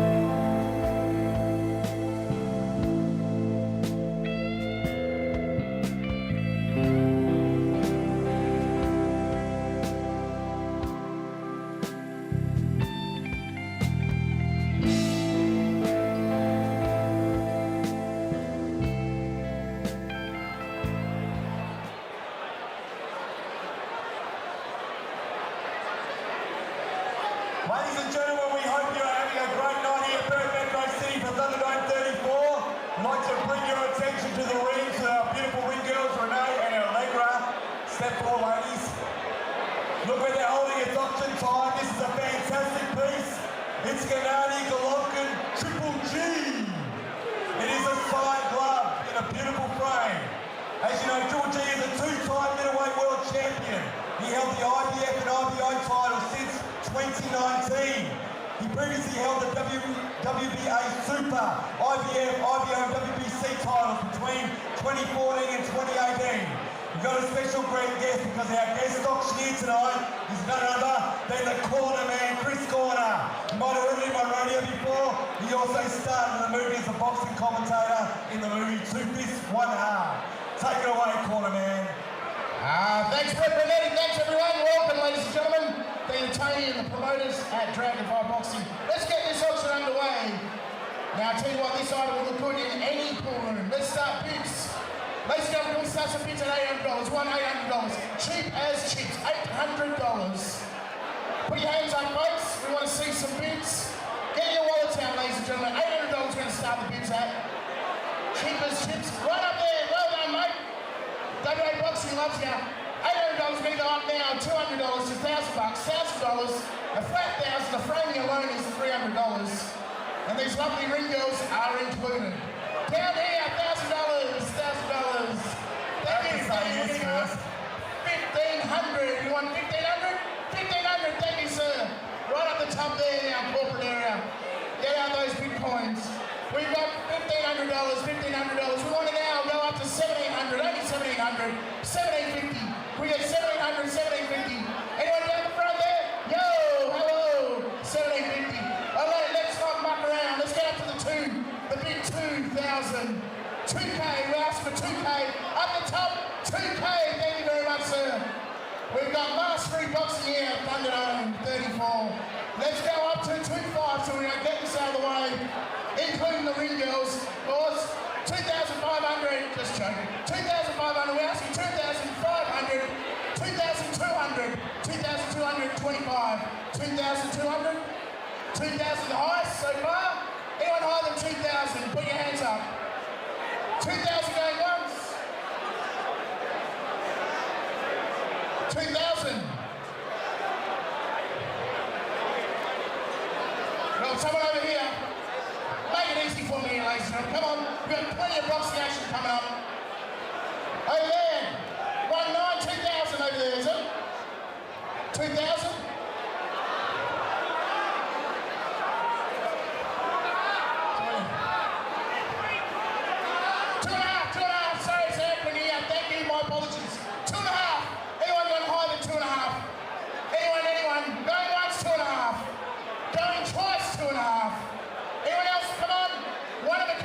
Triple G.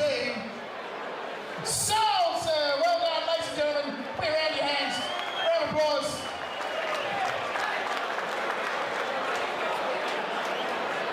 Let's bring him on stage. Come upstairs. Unmasked Boxing, Tony. How you feeling, mate? Good to see you again. Good to see some old familiar faces here, including Greeny. Great to see Danny Green here tonight. The Green Machine's in the house. Again. There's our first bidder. Alright, let's get on to the real deal. The one and only Iron Mike Tyson Brepanetti. Thank you, corner man. The next one is Iron Mike Tyson. It's a side glove. Beautiful frame once again. He's the baddest man on the planet. He's considered one of the best heavyweight boxers of all time. He rated as the undisputed world heavyweight champion from 1987 to 1990 and still holds the record for the youngest boxer to ever win the heavyweight title. Also star the Hangover, and you've been seen him lately in exhibition fights. Corner man, take it away. The one and only Mike Tyson, ladies and gentlemen. This will look good in the pool room, in the games room, or in the ladies' powder room. I tell you what, let's start bids at $1,000. Not going to stuff around. $1,000. The framing alone is $350. Who we got down there? $1,000. Thank you, sir. We're going up. We're not going to muck around. $1,200. $1,200. $1,200 over there, sir. Thank you. $1,500. 1500. Anyone up there? 1500 for the maddest man on the planet. There he is. Thank you, sir. $1,500. We got one up there. We go $1,600. $1,600. 1600. All right, we're not going to muck around. We're going to leave it up to 2 or 1900. Let's get through this tonight. Brought to you by Thunderdome 34. 1900. 2. You want to go 2? He's going 2 up there. All right, can we get any higher than 2? Put your hands up, folks. Over there, we've got 25, 22, 22, 25, 25. Thank you, brother. Thank you. We're the Mike Tyson bands here tonight. We've got 2,500. Anyone got a big higher? Come on. 2,500. Ladies and gentlemen, want some serious bids here. Please don't muck around. We want to get through the fights tonight. 2,500 going once. 2,500 going twice. Yes, sir. 27. 26, 27, 27. The gentleman up there, thank you, 27. He's done 3, the big 3. Give us a wave. Thank you, sir. 3. Can we go a bit higher? 3-1. 3-1. Not mucking around. 3-1. Ring it in ding. 3.5. Let's muck around. 3.5. 3-3. 3-5. Make it easy, you folks. It's sweating like a pig. It's all your fault, Tony. I'm going to get sucked into this. 3-5, going once. Anyone higher?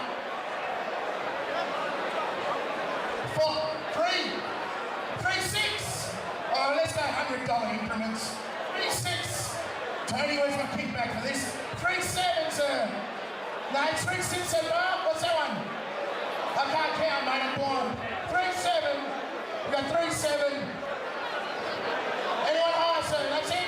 3-7. What's he got there? How many fingers he's pulling the finger? 3-8, thank you, sir. Thank you, boys, man. Fuck, it's hard out here. 3-8, 3-9. 3-9, sir. Yep. He wants to go 4. You serious, beyond? 4? Can you beat it, sir? Just get this out of the way. 4-1. 4-1. 4,100. 4-3. 4-3. Damn!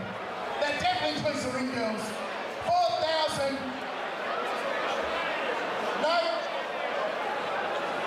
4-3 going once. No one else?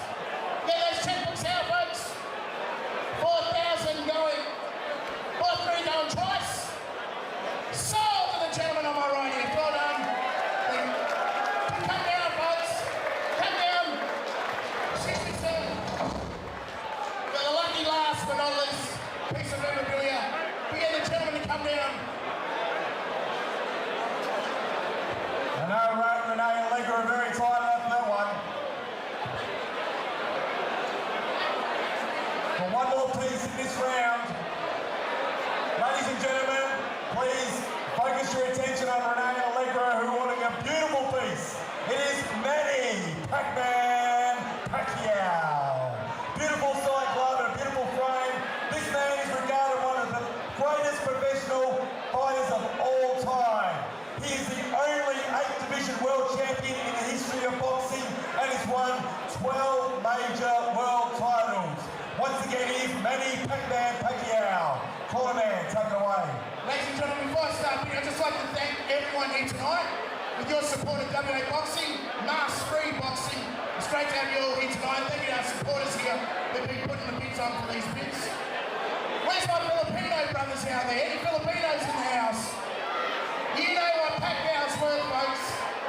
Let's get some bidding started. $800. Only $800. 800 up there, sir. Well done. Thank you. Let's go up to 1,000.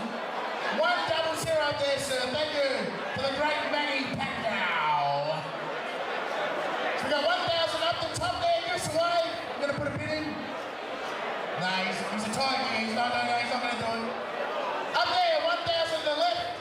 Anyone going to be higher than 1,000 for the great Manny Pacquiao? 1-1. 1,500, sir. Sorry, my hearing's not the best.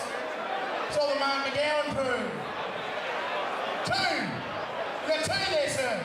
Serious, Manny, get 2 grand. Thank you. We got 2 grand. What's 2-2? 2-2, sir. 2-2 over there. 2-5, 2.5. This gentleman, 2.5, thank you. 2.5, anyone higher than 2.5 here tonight? Put your hands up. Thunderdome. Danny Green in the house, he'll come and take a photo with you. The Green Machine. Ring it in, we had some times here tonight. 2,500 going once, ladies and gentlemen. We end up 2,500 going twice. Anyone spit up there? Put your hand up, show me what you got. Thank you, sir. 270, say. 270 to the gentleman up there. Anyone higher? No. You go over 270, sir. $3,000. It's a boot time, must be 5-0 working, so. He's got plenty, big coins and all. Thank you, mate. $3,000, sir. Can you beat that? 3-1. I just want 3-1, and I'll shut my mouth up this. 3-2, 3-1, 3-1, 3-2. Hallelujah. 3-2 there, Tony Tolls. Where's the paying tail and cheap up there? Where's this bank account? We got 3-2 over there. Anyone going high? That's it. 3-2 going once. Anyone else put a bit on this Manny Pacquiao special? 3-2 going twice. 3-2 sold. Round of applause for the gentleman. Come on down. Come on down, sir. Sir, come on down. Thanks, folks, for your time. Appreciate it. Thanks for your support. Come on down, sir. Everyone who's purchased a bid tonight, please make your way down here and see the promoters from Dragonfly. I'll pass on to CJ. Doing a great job tonight, mate.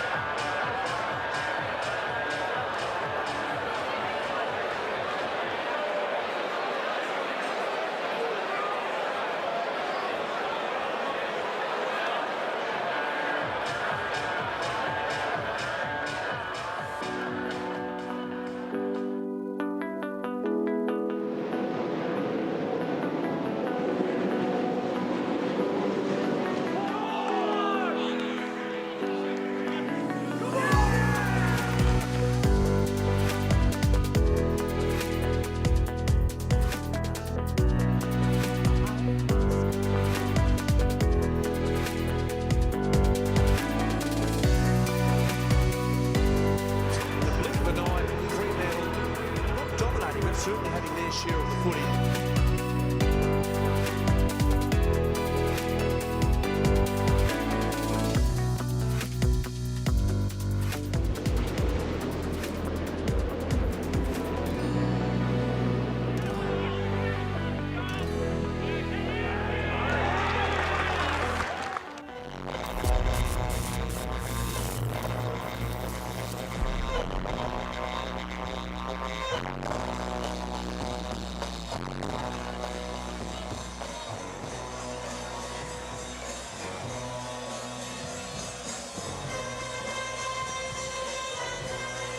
Brett Benetti here at ringside with Paul the Main Man Morrison, and this is the fight that we were talking about before the fights got underway as a potential fight of the night candidate. I'm really looking forward to this fight.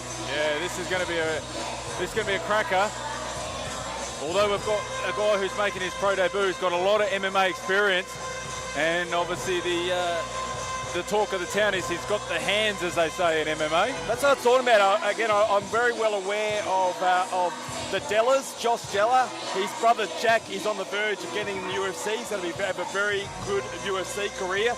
Josh Della is 2 years older than his brother, has a lot of MMA experience on the Eternal MMA circuit, and is stepping up to fight for this WA State Light Heavyweight title against an undefeated prospect in Craig Mexi Medlin. So again, I can't wait for this fight because again, you got the experience on the MMA side with a guy with good hands taking on a guy who's 3-0 and wants to take the next step. And we've got a guy, like you said, Craig Medlin. He started his boxing career by doing a corporate rumble with Glenn Austin at Anarchy Gym, and he obviously did it, signed up.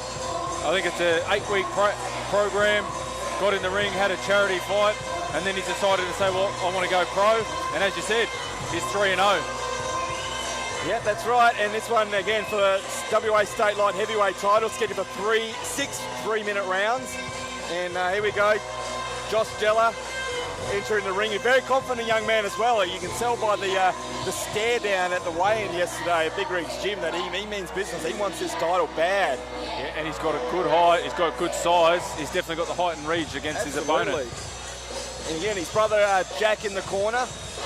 Again, look out for this name.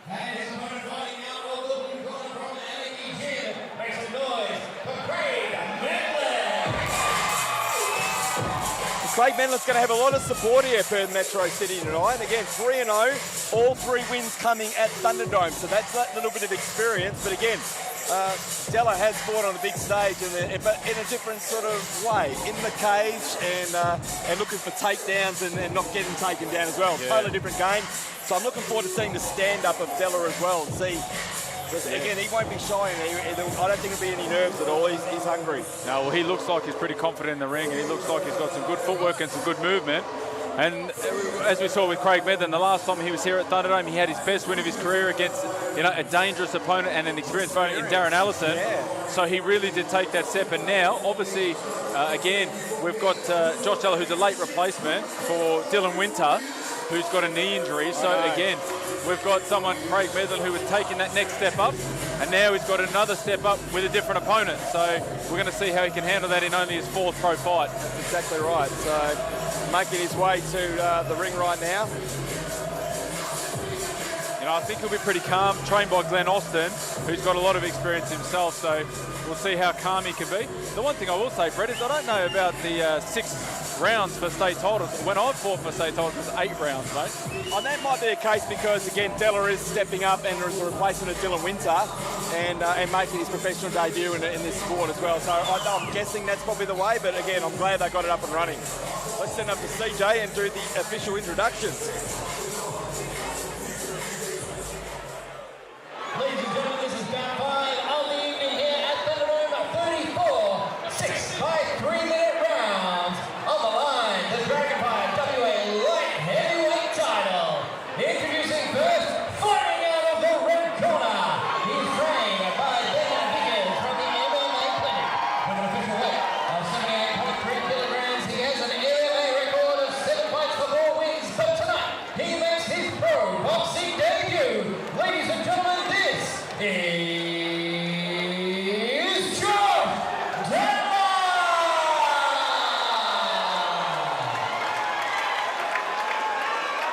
And his opponent, fighting out of the blue corner. He is trained by Glenn Olsen from the Anarchy Gym. With an official weight of 79 kilograms, he has a record of 4 fights for 4 wins. Ladies and gentlemen, this is Craig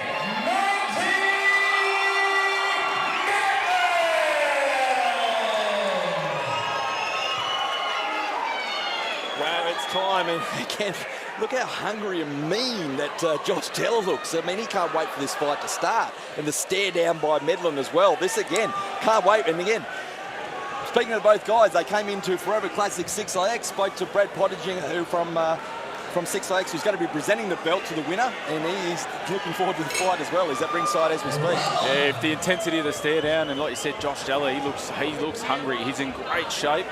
He's got nice long reach, and he looks like he's starting to use it already with a couple of nice stiff jabs. Look at that, stiff jabs. And again, Ben Vickers, his trainer, told me that he's got really heavy hands and could possibly have harder hands than Jack, and I find that hard to believe because I know how hard, I've seen how hard Jack Della hits, so that's a very big statement. But yeah, I believe him. Yeah, well, you can see that both guys are sort of a little bit cautious of each other. They're trying to have a bit of a feel-out process. Nice punch there by Medlin. Yeah, overhand right. Yep, and you can see Josh is staying very calm. So you're right, Brett, that MMA experience, he started on that jab, and he's just really establishing his range. Wow, look at that. Nice punch there. Again, Medlin's looking for that power shot. He definitely looks the bigger opponent, Josh Della. Absolutely. Oh, nice. Another nice punch there by Medlin. I think he just had, as he just came out of the punch, you saw him grab him. I think he might have been trying to do the takedown there. Again, Della has been out of the fight game for a couple of years. His last professional fight was a couple of years ago. So, again, but he looks in tremendous shape tonight, that's for sure. He's trained hard. Yeah, and again, it's obviously Craig Medlin, this is his first fight. Oh, nice punch there by Della. I think Medlin might be hurt. I think you're right here, mate. I think, he's tied him up. That was a great punch there by Della, and I think that Medlin is hurt. Let's see if he's recovered. Yeah, that right hand came through the guard.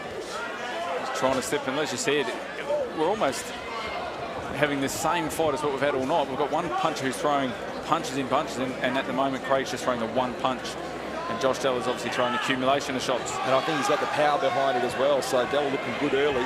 And again, training out of scrappy MMA, Ben Vickers. Yeah. So obviously this camp would have been a lot of stand-up instead of ground, so he probably would have enjoyed that.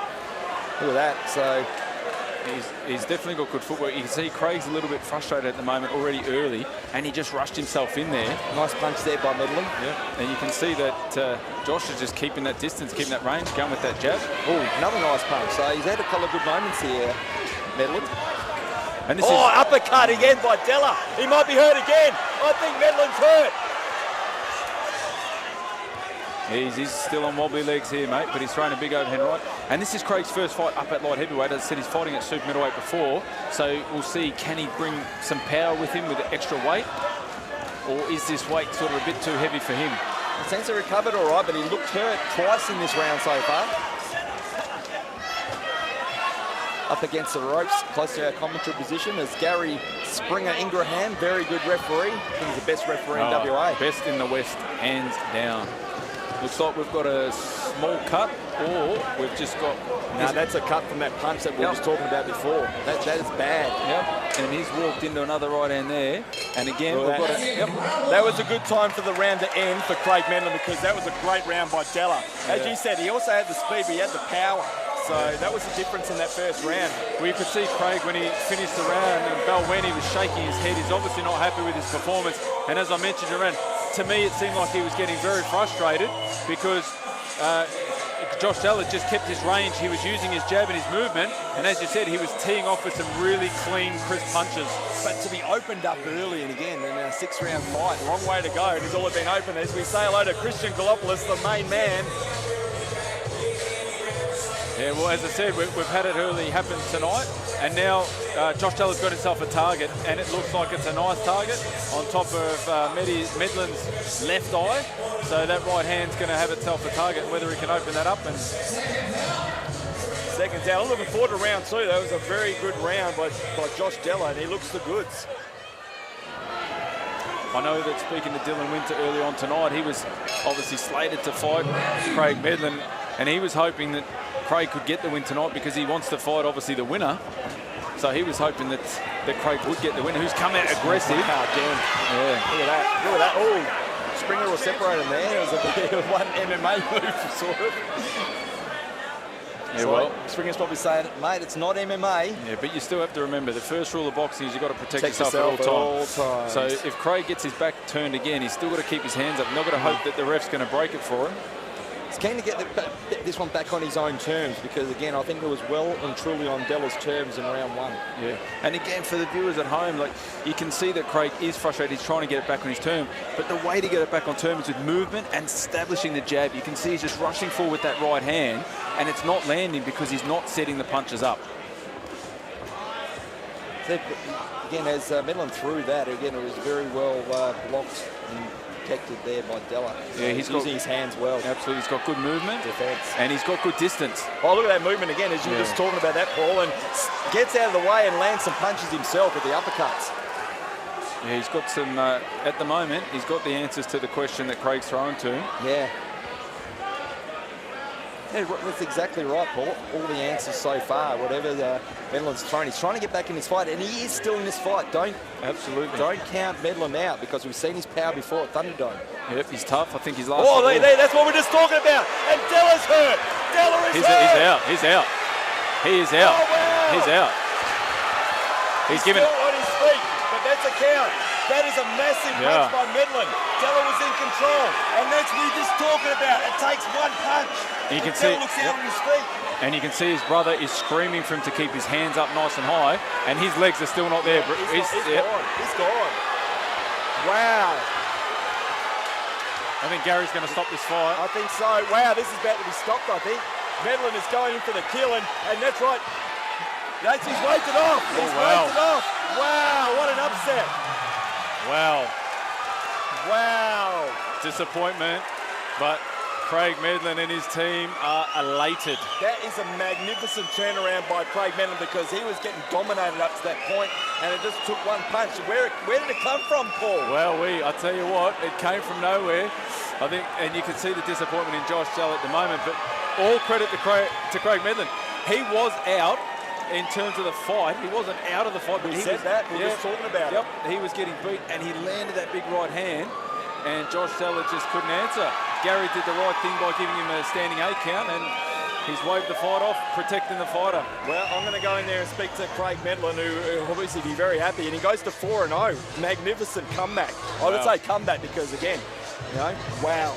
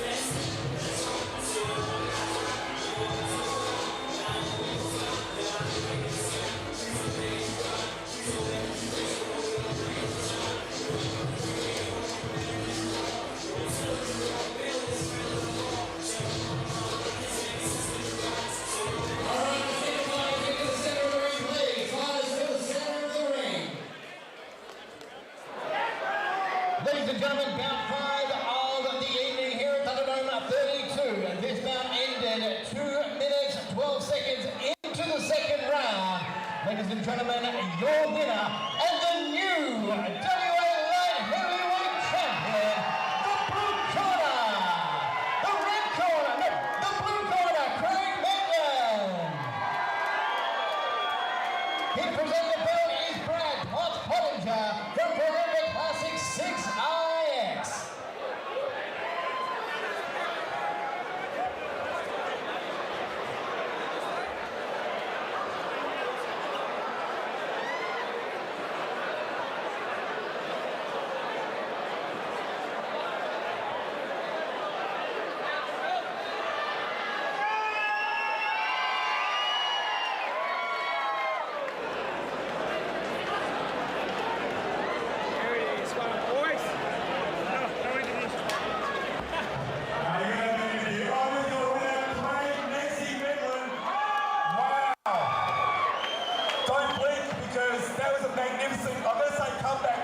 Josh Geller was very good in that first round.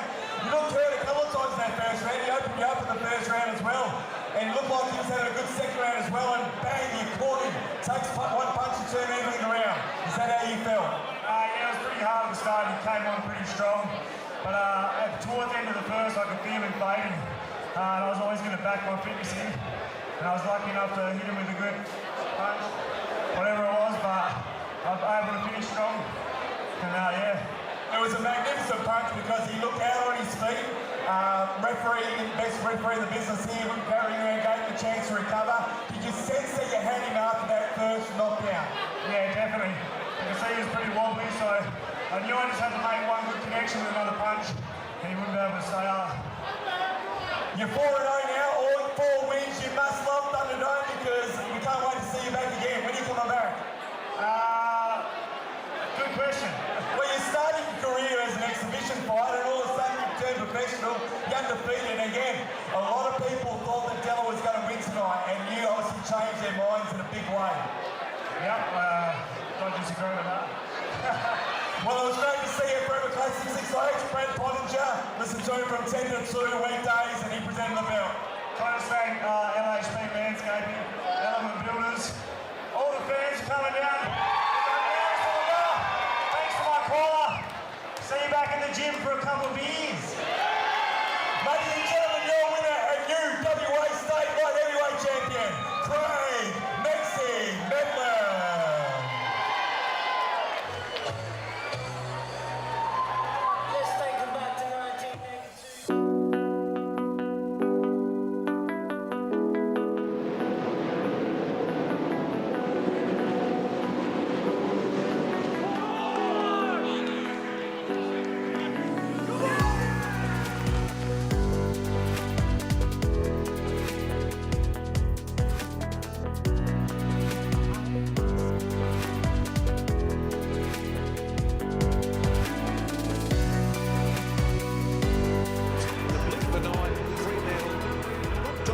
Certainly having their share of the footy.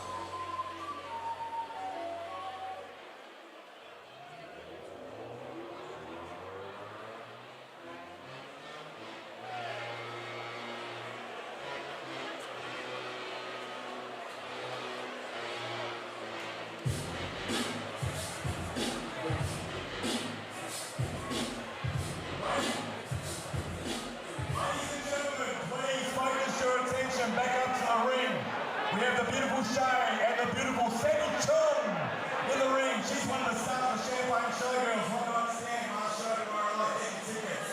But in the meantime, we're back in the auction. This one's a magnificent piece. It is Floyd Money Mayweather. During his career, he won a massive 15 major world titles. He was named Fighter of this decade. He was ranked by ESPN as the greatest boxer, pound for pound, of the last 25 years. He retired undefeated. This is a magnificent piece. He's signed trunks for Money Mayweather.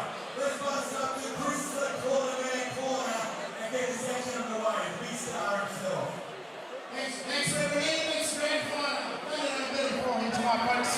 Just quickly before we start the auction, when you do win this piece, folks, ladies and gentlemen, can you please come down to the ring, have a photo with the promoter, Danny Green, of course, over here. We'll have a photo. Go on, Greeny. Yeah, What about the ring girls? I want a photo with Sandy Chung. And of course, the lovely ring girls. It's 2021, Brett. I'll say those things. All right, folks, let's get that checkbook out. We've got some characters in the room tonight. We've got Malcolm David tonight. Malcolm, you've got plenty of money. There's those bitcoins there. Bring them out, adultshop.com. New venture, yeah. We've got some Northbridge identities up there. Give us a wave. Get those Swiss bank accounts ready, boys. We're going to be buying some of these, boys. Great to see you tonight. Hope everyone's having a great night. Let's start the bids for the one and only Floyd Money Mayweather, part of the money team. We want to start bids at $1,000. They'll look good in the pool room, won't it, ladies? $1,000. Put your hands up. $1,000. 100. We get things going right up the top. There he is. One of the Northbridge couple up there. Is that right, my friend? We love you. Thanks for coming down and supporting us. Up there we got 1,000. We want 1, 2, 1, 2. 1,500. Thank you, sir, to the union bloke up there. We want a corporate one up there. Oh, there he is. What do you got? $2 grand. 2,000. There you go. Thank you, sir. 2,000. We bring 2,000. We're going to ask for 2. Malcolm Day. Help us out here, buddy. Come on, mate. 2. We got what? What do you want to bid, sir? What do you want to bid? Make this easy for me. We got 2 up there. 2. Anyone got 2.5? We ask for $2,500. $2,500. Where's Molly? Molly again. 2.5. There he is. 2.5. Thank you, sir. The white t-shirt. Over here we got another one. We bid 2.5. 2.6. We're asking $2,600. There you are. He's doing the time picker roll. Gives away with his hand. Put it down your pants. Shut up. 2.5 over there. Going once. Sir, when you pick, come on down. 2.5, 2.6, sir. What, 2.6? 2.6. Give us a wave. Put your hand up. Hand up, boss. 2.6, thank you. Anyone higher than 2.6, 2.7? 2.7. What's he got up there? 2.7? Yes, 2.7. Come on down. Come close and make my job easier, for fuck's sake. All right, 2.7. We want 2.8. We're asking 2.8 here in Metro City tonight. If only the walls could talk here. 2.8. We're asking 2.8. We're asking, we're going to stop around 3 grand. 3 grand, sir. You want 3? No, 2.8. 2.8. All right, 2.9. Last offer. 2.9. 2.9. The Triple C are watching. Come on, hurry up. 2.9. 2.9. 2.9. Thank you, sir. Asking 3 grand. 3 grand. Anyone out there? 3 grand. 3 grand. 2,900 going once. Sir, make sure you come down. 2,900 going twice. Who's that up the top there? Pull on the fingers. Give me some good. 3, sir. 3. K-Jack over there, lowest bloke already. He's got a shame on me. My testosterone. 3 grand. He's got 3 grand. 3 grand going once. Anyone wants 3-1? 3-1 over there for the one and only Floyd Mayweather. Pretty boy. 3-1 going once. 3-1 going twice. Put up your hand for anyone higher. 3-1. Sold on the left. Come on down, mate. Come on down. Let him down. It's your job. We got some tough fights coming up, folks. But one last bit of memorability, I'll tell you what. If I wasn't unemployed, I'd be buying this myself, Tony. Representative, let's explain what this is. The 3 Kings. This piece is magnificent for any fan of the sport of boxing. It is the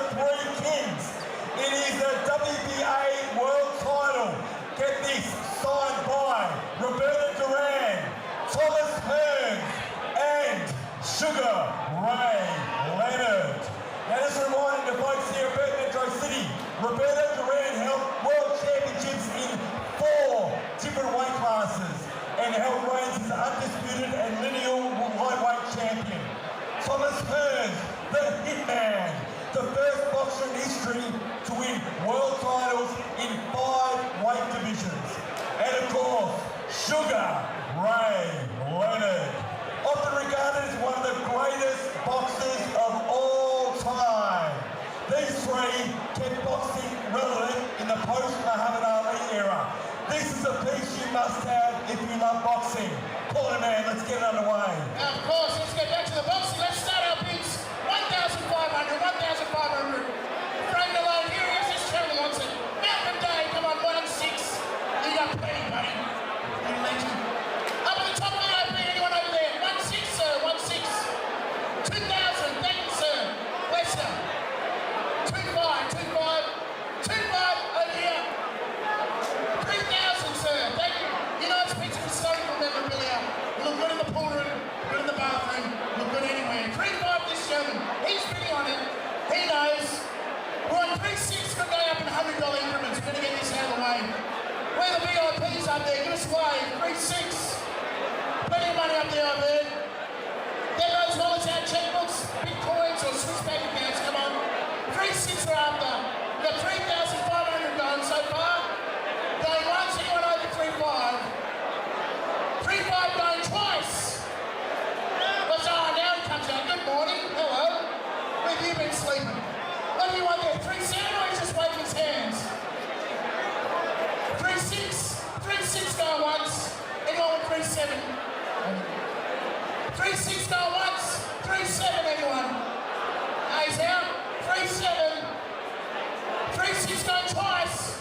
We're going to stuck around. Sold to the gentleman. Come on down. Come have a photo with Daddy Green. And myself. Hi everyone, Green, I love you. Great to be back in the ring, seeing the old familiar faces. We're back with some more boxing memorabilia later on. Right now we'll get back to the boxing. Mastery. Let's see.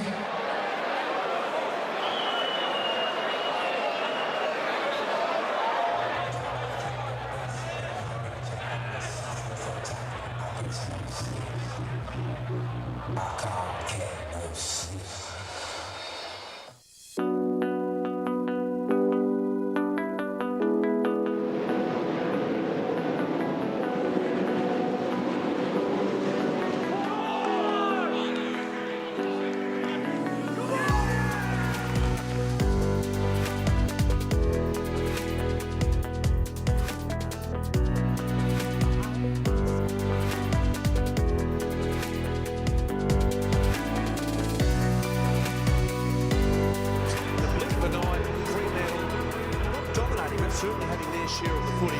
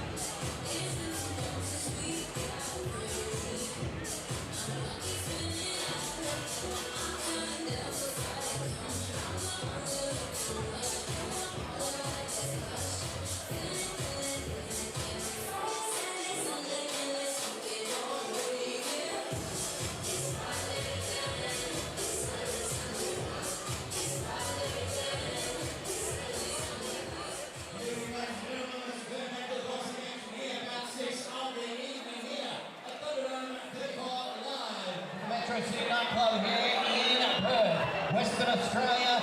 We have some middleweight action, ladies and gentlemen. This bout for the WA middleweight title. Introducing first fighting out of the blue corner from the Cuban Boxing Gym. Give it up for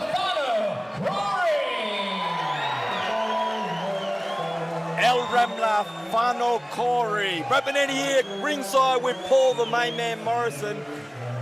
Again, we met both of these fighters in the lead up, and I mean, this one is for the WA State Middleweight title. It's going to be a very entertaining fight. I must say, I'm looking forward to the entrance of Wes Kappa. He always dances on his way out. I want to basically stand up and sort of dance with him. I know you want to join in as well, Paul. Yeah, well, this is going to be a really interesting fight because Wes just has mountains of experience. And we know that Fano, the last time we saw him here, he stopped Jesse White for the state title himself. An undefeated run as well of Jesse White. Very talented boxer. And so we know that Fano is trained by Ruben Sanchez, Ruben the Cuban. We know that he's highly skilled. He had a great amateur career. I remember fighting the amateur days with Fano as well, and he's definitely taken it to the pros. So this is going to be a really interesting matchup. I can't wait as Troy Coward joins us at ringside. Good to see him here. So, great to see you. But yeah, I mean, Whānau Kori, I was really impressed with his win over Jesse White. Jesse White came into that fight as a huge favourite. He was on a big winning streak, undefeated at the time, and the power of Whānau Kori. He's going to look to display that tonight against a guy who can move around the ring a lot of good footwork in Wes Kappa. Wes Kappa's not a knockout punch. He tries to wear opponents down. So, again, with this one scheduled for 8 3-minute rounds, he's going to have time to do that. It's whether the power of Whānau Kori can move through, but he does have speed, Paul. Yeah. The thing with Fano is he's very hard to hit. He's very elusive and very awkward, and that can get the fighter on the other end to be frustrated. We'd expect with someone with the experience of Wes Kappa, who's been in the ring with Sam Solomon, we'd expect him not to get frustrated as quickly. So I think you're right, Brett. 8 rounds, I think this one might go the distance unless we see some power shots. Well, Paul, once I thought I was wrong, but I was actually right. Look, there you go, the belt there. Couple of belts there. Yeah, he's got a couple.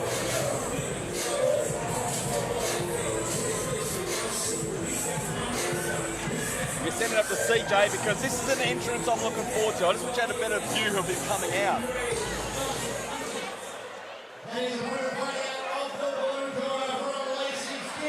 Give it up for Wes Kappa!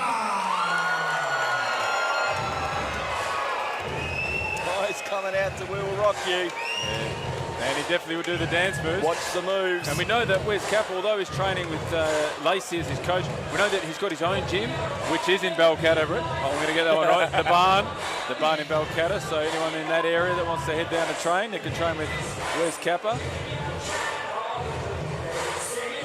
Fano looks very relaxed while he's already in the ring. He's a cool, calm and collected character. I think this one, we're going to see some real high-level boxing here. We're going to see boxers sit behind the jab. We're going to try and see the movement. And as you said, Brett, the footwork of Wes Kappa, who's multi-talented in different combat sports. He's fought kickboxing, Muay Thai.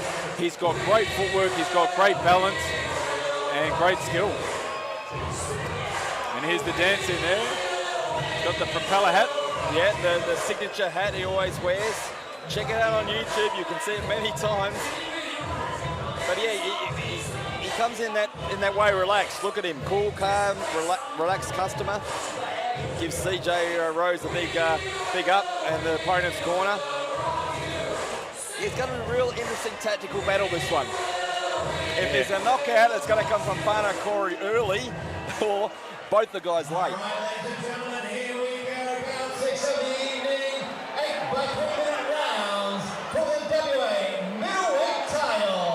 Introducing first, fighting out of the red corner. He is trained by Ruben Sanchez from the Cuban boxing gym. In official weight, all 72 kilograms, he has a record of 12 fights with 1 draw and 7 wins. Ladies and gentlemen, this is El Ramla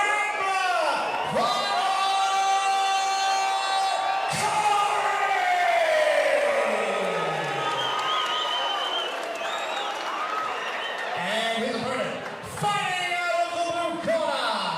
He is trained by Justin Lacey from Lacey's gym. With an official weight of 72.4 kilograms, he has a record of 24 fights for 20 wins. Ladies and gentlemen, this is Wes Kappa!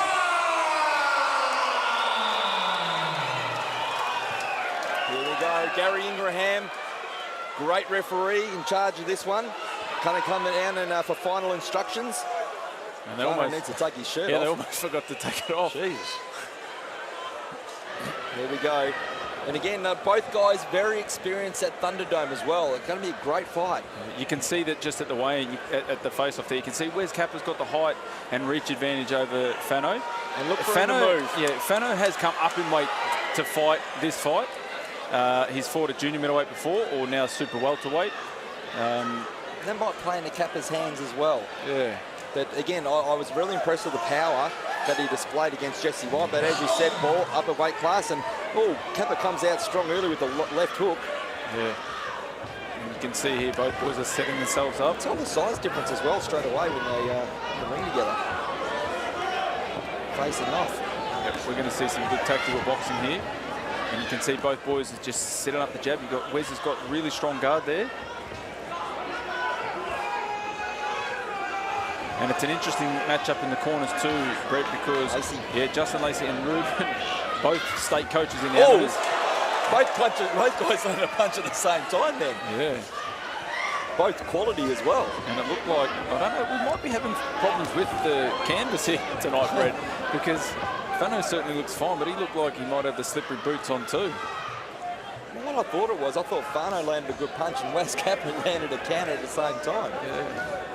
Well, nice jab there by Wes Kappa. And that's what he will try and do. He'll try and establish that jab move, frustrate his opponent. He's done a lot to his opponents. He's fought all over the world. Absolutely. Fought in America, fought in Mexico. Everywhere. Very experienced man, isn't he? Well, anyone that can go the distance with Sam Solomon and come out with a draw, you know that they can handle, you know, awkward fighters. Sam Solomon, one of our best.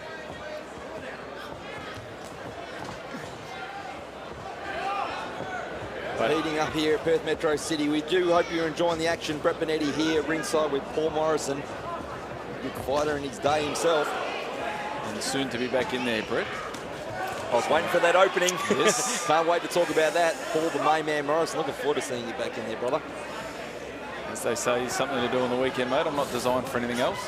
Always good. There's some really good jabs from Wes Kappa. You see, he tripled it up. The first one sort of slipped through, but the next two really caught him.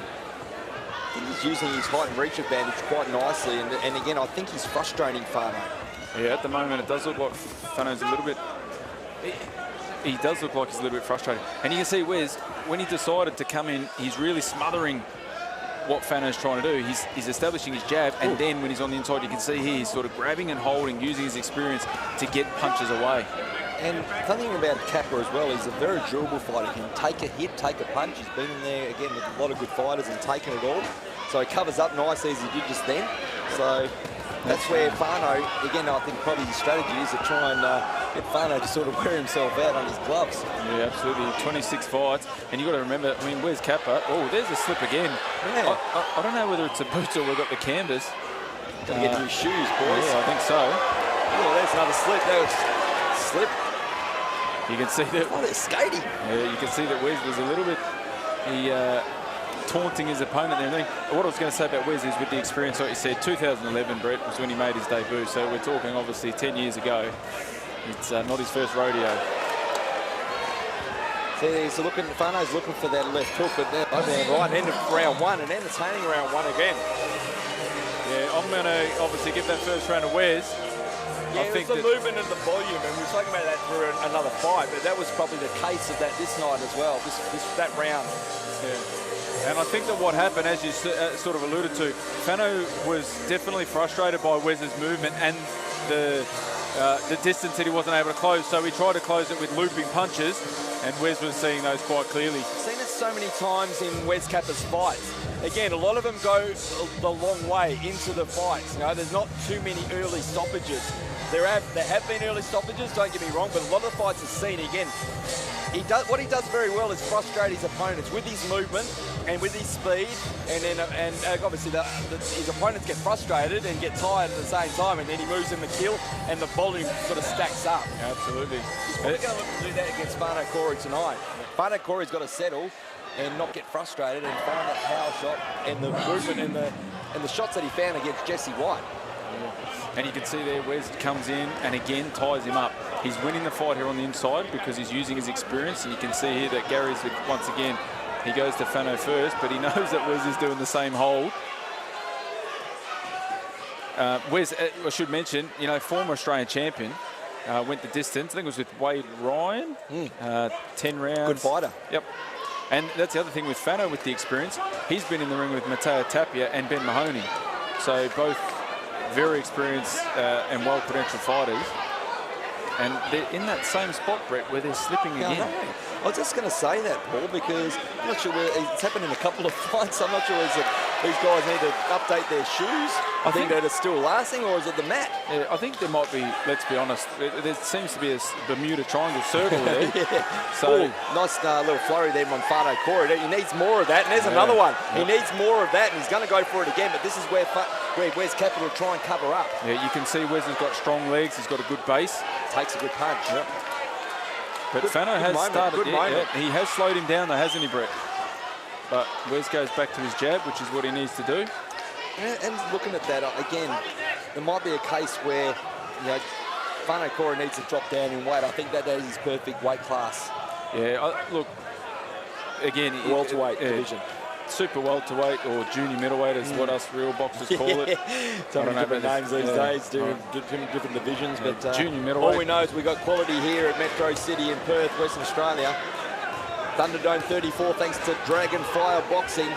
Yeah, and to the crowd that's watching at home on the live stream, they might not think this is an entertaining fight as what we've seen previous, but this is actually entertaining boxing. It is. Both guys are using their skill. They're trying to work each other out. As you said, Wes is really frustrating Fano at the moment, and Fano hasn't got the answer on the inside at the moment, but he's working his way around it. A little bit of tie, a little bit of dance, hopefully they don't skate. Yeah, and you can see, look, I mean, look at that. As I said it. Well, I think that triangle I just said's turned. It's moved. It's moved. It's become the whole ring. Yeah. Maybe it is that, because you're right, both, I mean, knowing Ruben and having a look at the corner, they might just strip his shoes off the way things are going, mate. Well, a better chance in bare feet, but I don't think Gary Ringler will let them do that. Mate, if I was in the ring and I was slipping like that, put some tape on the bottom of them. When I got to the corner, I'd say, take these bad boys off. I've seen it happen before at Thunderdome, but it wasn't a case of the matter. It was just one guy who basically had bad shoes and they started taking them up, skating. Mate, I can tell you that on one of my fights here, and a late replacement. It wasn't you, was it? No, it wasn't mine. But my opponent, they made him change his shoes in the first round. Yeah. Another very interesting round, and I think that Fano Corey had his moments. Yeah, I think that's going to be tough round to score that one. That's I for think sure. That's going to be a really tough round to score. So I'm not going to one of those either way rounds. Yeah, I'm not going to sit on the fence. Yeah, you are. No, I'm not. I'm going to give it to Fano, and I'm going to say that we're one apiece here. Yeah, I would agree with that. I can see how the judges may have scored it, obviously, to Wes Capper as well.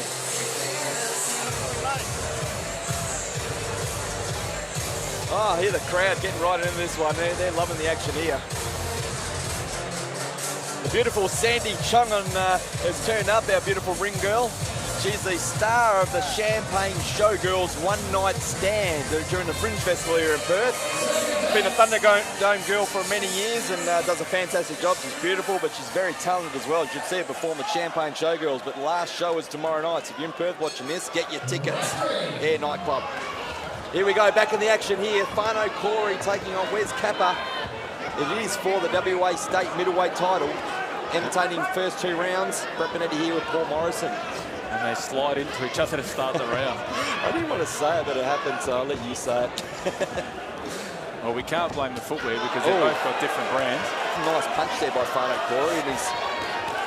And I reckon an interesting onlooker with this would be Jesse White as well, because that's a kid that obviously a very talented fighter. He probably, sticks up a weight class himself. Look at that, Fano Corey going at it. He'll be trying to learn something out of this. Yep. Well, I mean, Jesse White, we know, is sparring partner to Michael Zarafa for the Mundine fight that's coming up, and we know Jesse White, he dropped down a weight to fight Fano, so you can see here, Fano at the moment, it looks to me that he feels that he's the stronger opponent. He's winging those shots, and I think he thinks he's got the bigger power. Yeah, and if he believes it, he can go in and try and get it. But again, Wes Capper's always dangerous and always slippery, and again, he's very good at conserving energy. and covering up nicely and attacking when he needs to. Absolutely. It's where he racks up a lot of the points in his previous fights as well. Yeah, you can see here, this is on the inside that although Fano's picked himself up in this round, he's working a lot better on the inside. You can see that this is really where Wes is using his experience to assert himself in the fight. That's correct. But it's hard for Fano because he's not winning on the outside either, so he's trying to get on the inside, but when he's getting on the inside, it's just not working enough. And that's where he got a bit of time to work. 8-round fight, 3 minutes each. In round 3. Yeah, still early days. There's a nice jab from Wes, and that's, you can see that Fano's sort of given up on the jab on his way to get in. Oh, that's a nice hard jab there by Wes Kappa. Yeah, I think both boys. Oh, there's a good counter strike by Fano Corey, and that's what he's looking for. But again, I think Wes Kappa, again, his strategy is he tries a nice uppercut there. He does miss, but it would have been close. He wants to get this fight into deep rounds. That's where he believes he will take over. We know that obviously, despite Wes having a couple of losses, he hasn't been stopped. He's obviously can take a punch, and he's using all his experience. And trying to establish that jab again. That was the key there, as heard so many times here at Thunderdome by guys like Angelo Hyder and Big Rick. They're both trying to counter each other now, which is making it very, very interesting. This is a very good fight. That's why I was looking forward to this. Again, it might be a fight where you get that explosive KO, but it's a very tactical one. And that just missed at the end of the round. And another interesting round and a very hard round to score. So, very tight. Well, it seems that I can't sit on the fence. I was waiting for Paul Morrison. Yeah, I think that, to be honest, I think that Fano might have done enough to win that round. I think he was a little bit more aggressive. He came forward a lot more than what I think he did in the first couple of rounds, and I think they probably both scored the same amount of punches.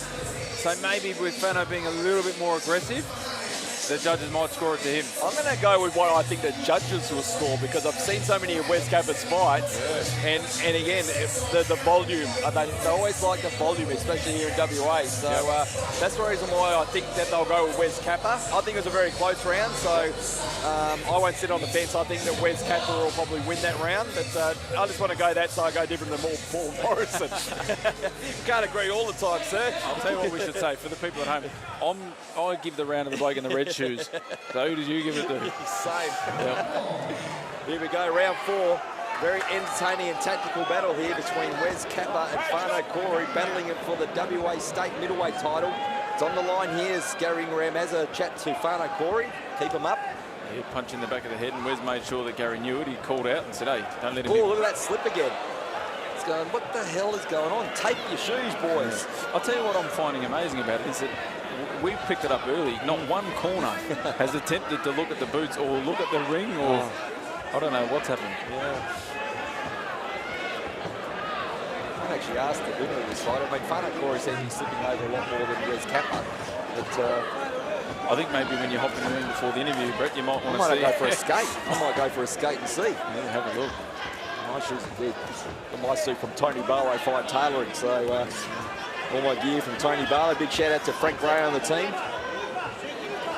Yeah, while we're doing some shout outs, we've obviously mentioned the Pro gloves, but we've got the Empire Pro, which is the tape and the gauze. Yeah, that's correct. And we're sponsored by the best alkaline water in Western Australia, which is pH Fresh, or just the fresh. That's what I'm drinking. I'm bloody thirsty and I'm loving it. And if you haven't drank alkaline water, if you're drinking tap water, do yourself a favour and get on the alkaline water. Yeah, it's good. Jonathan Friedman, if you're out there, mate, which I'm sure you are, big shout out to Jonathan. And could you get us more of this stuff, please? He will. One more. Here's Action Jackson, England. Top prospect in WA boxing. Looking forward to seeing what he's coming up next. As he would have loved to be in this car, but they couldn't find an opponent for him. No one wants to fight him. He's too dangerous. Yeah, it's obviously a danger. And obviously with COVID as well, that people are scared to come here thinking our borders are locked. I think they're more scared of Action Jackson, England. That's a really good young prospect. I'm looking forward to seeing him. Got high hopes in that kid. And this fight, this is just a real... It's in the phone box at the moment, isn't it? At the moment, they're both working. This is a really tight struggle. You can see that Fano... He's done that a few times, hasn't he? It's a clubbing right hand. And I think if he wasn't slipping a lot when he was throwing it, it might be causing Wes some problems. But Wes has got a nice high guard. He's catching a lot on the gloves. He's trying to fight that with a jab and moving that head. Yeah, the only thing that I'm concerned about for Wes in terms of scoring is by sitting on the ropes and sitting on that back foot, he's sort of giving Fano the chance to be the aggressor. And in a really tight fight like this, as we said with the judges, you know, you don't really know how they're going to score, and I think they're going to favour Fano, who's coming forward, and I think he's coming forward because Wes is allowing him to. Remember, these are good friends that are fighting in the ring tonight. We didn't actually raise that before. These are two good friends who know each other very, very well, and and it's interesting that they're fighting each other. So it's one of those awkward situations. They're mates before, they're enemies right now, and they'll be mates again after the final bell goes. Yeah, Speaking of bell, that's the end of the round. Yeah, wow. Don't sit on the fence. Well, another tough one to score. It's definitely tough. You can see these rounds going either way. I think, as I said, what I was trying to mention for hopefully the fans at home that will watch this on the live stream, I think Wes is allowing Fano to come forward. Maybe it's a tactic to let him sort of wear himself out and hope that he can come on in the late rounds. But in a close fight, to allow the fighter just to come in with unanswered punches, and even if they're not clean, I think that's why he's going to be scoring. So I'll probably give that round to Fano again, and if it went to Wes Kappa, it wouldn't surprise me. Yep. So 100% agree, because again, there was a moment when Wes Kappa was peppering out the jabs on the defense. He was up against the ropes, so he was peppering the jabs and landing, while Fano Corey did land a couple of punches, but he was also slipping at the same time, and you're wondering how the judges actually see that sort of action. Yeah, well, that's why it's always tough to be a judge. Round 5, scheduled for 8. Gary Ingram is our referee.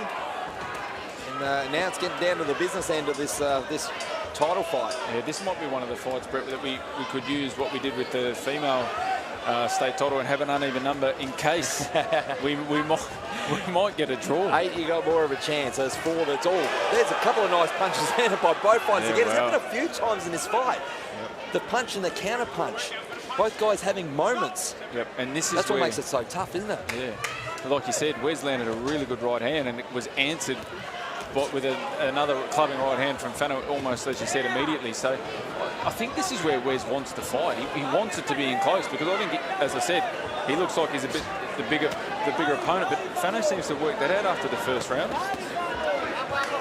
I think he's working it well, and again, I think just Jesse White victory gave him all the confidence in the world, because he was coming off 2 losses before that. Yeah. Well, what we can say into obviously the 5th round is both men have come in great shape. They both look really obviously both trained fit. hard. Yep. Both trained together in the past, as we said in the previous round, and they very appreciative of this fight. I mean, the fans are as well. I mean, it's magnificent. Oh, look at that, coming across and sliding on his way, ready to attack again. It's Fano Corey, how's that slide? Yeah, you can see his coach in the corner at the moment, Ruben, is imploring him to just keep coming forward. That was almost like risky business last time. Yeah. We've got some tape, so it's a good chance to obviously mention the sponsors again in Empire Pro, which gives us the tape and the gauze. Big shout out to them. Great tape. And I'm holding it up. And yes, the alkaline water, Jonathan Freeman, fresh. And it's fresh with a pH. Yes. I want some more of this water, please. I'm enjoying it tonight. I need it tonight, that's for sure. And keeps me going. There's a huge right hand that you can see when Wes is throwing it without throwing his jabs, without his distance, he is missing. But on the inside here, he's catching him with some real sneaky punches. And it's interesting because Fano's coach, Ruben, is yelling and screaming that he is the better boxer. Wow, that's interesting. As you say that, Wes Kappa lands a nice punch of his own. So again, it's what the judges like. You never know what's in their mind and what they like seeing, because both fighters are having their moments. Oh, Fano Corey coming on here, but again, the defensive style of Wes Kappa, very impressive. But his lands again is Fano Corey. He's done it, and he's getting the crowd wild up. And so's this coach. Look at Ruben. He's trying to pump up the crowd. Look at him. But Wes has just used his experience there, because look at that, he comes back at the right hand. But nice jabs. 3 jabs in a row by Kappa. The crowd are going absolutely crazy in Metro City in Perth. Nice punch by Kappa. These boys know they're in a fight now.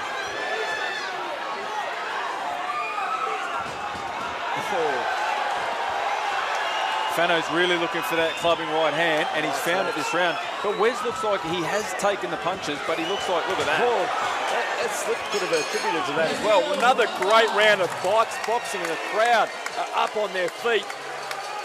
Crazy stuff. Both guys were on back-to-back on 91.3 Sport FM with Peter Blahos during the week as well. And again, that's where we learned that they basically know each other, very respectful, looking forward to the action. And they're bringing it on. What they talked about in that interview with Peter Blahos is happening right here in the ring tonight. Magnificent action. Well, Wes Kappa's a great bloke, as I said. The members of his gym at the Barnard know that. And Fano, we know, is a very quiet customer. But as you said, both very respectful, both great guys. And spoke very well, by the way. Yeah. So Wes Kappa, he'd obviously done it many times before, you can tell. And you can tell they're giving the crowd a fight of the night performance so far. Hey, it's been a great card so far. Wes looks really cool in the corner. He looks calm. He looks fit. Co-main event of Thunderdome 34. It's racing live. Here we go, round 6 as Kappa throws out and Corey throws right back. And there's that clubbing right hand. I think that if Fano was to throw maybe a right uppercut instead of that over the top, or if you just straighten it up a little bit, because, and once again, this is where Wes wants to fight. I'm just not sure whether the judges are going to see that they know that this seems to where he wants it. Might be a case where, again, some of the judges might be split and make it very intriguing. Yeah. Oh, nice couple, 1-2 by Kappa. He's thrown it again, and it might have hurt Corey then. Yeah, he looks like he's taken a few steps back. His legs look a little bit wobbly, or it could be the slip. I'm not sure. You don't know. But that was a very good moment there by Kappa. Showing his experience. Another slip on the way. And both fighters slipped again. And this is where Fano can go back, because Fano is hard to hit. When he fights on the back foot like he just did then, he is very hard to hit, and he can frustrate opponents. And we've swapped, because at the moment, Fano's going backwards, and Wes has decided to take centre of the ring. Settled down after a quick flurry of punches by both fighters in this round 6. Oh, another nice left by Kappa. Counter left by Corey. It's almost, Brett, like they've swapped styles. In this round, Wes has decided to come forward. After Fano got hurt, he sat on the back foot and decided to go into defence mode, and he's being hard to hit.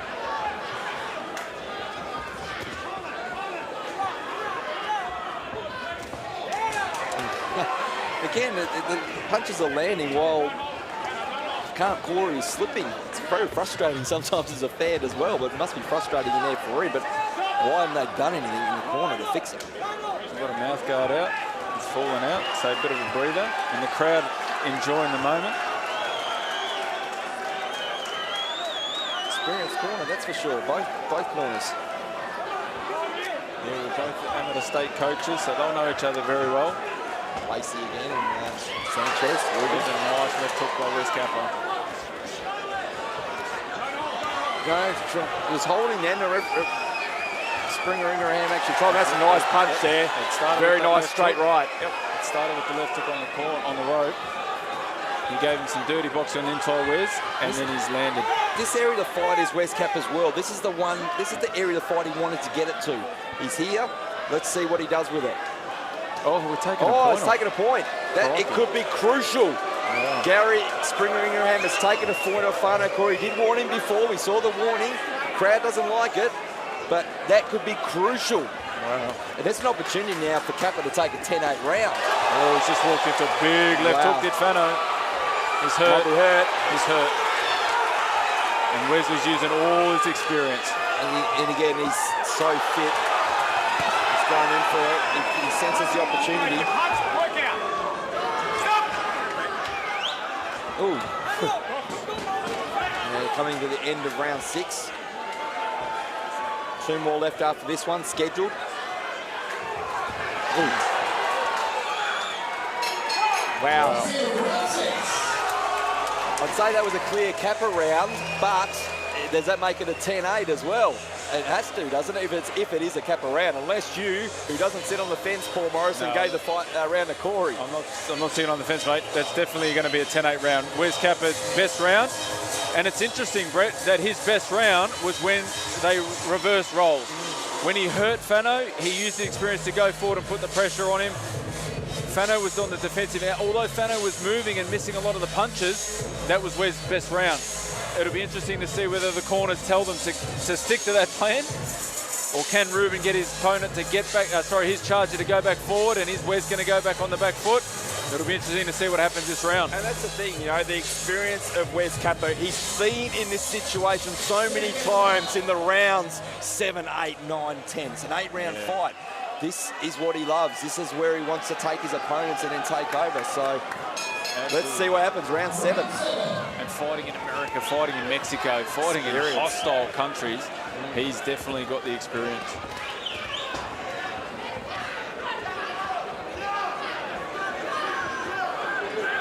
Coming up, and again, the two jabs thrown by Kappa then. Corey's got to get himself back in this fight, what he was doing in rounds 2 and 3. More of that. Yeah, I think you can see that Wes is coming underneath the punches very well. So for Fano, you see that clubbing right hands coming over the top. He wants to change the angle of it, and either, as I said, bring it straight or bring it up. And Wes is just, I think, he's really manhandling Fano on the inside there.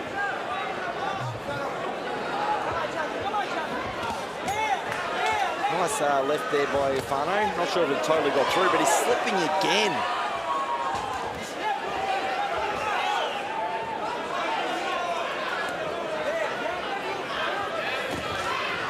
You can see that at the moment they're sort of trying to entice each other in. Who's going to throw first?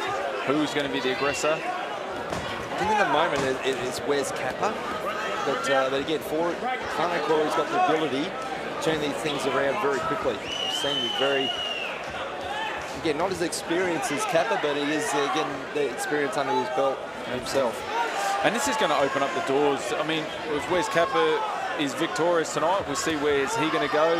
Obviously, he's had the Australian title before. He's going to be a marked man again, and he's going to be wanting to fight. Oh, nice left there. And that hurt Kappa, I think. That definitely stung him, that's for sure. Yeah. Nice punch there, but Corey, that's exactly what he needed as well. You can see that it slowed Wes down just a little bit here. He's stopped moving. Kappa's always been a marked man. Yeah, he has. And he'll fight anyone too. Exactly. Tough as nails. That's all we love about Wes Kappa. And there's a nice stiff jab. And if Fano was to get the decision tonight, I'm sure Jesse White probably wants some revenge on him. And it'll be interesting to see what weight class as well. Correct. At this fight, at being at middleweight, I think that's where he'd want it. That's a nice punch. Yeah, both fighters throwing punches again and landing. A slip.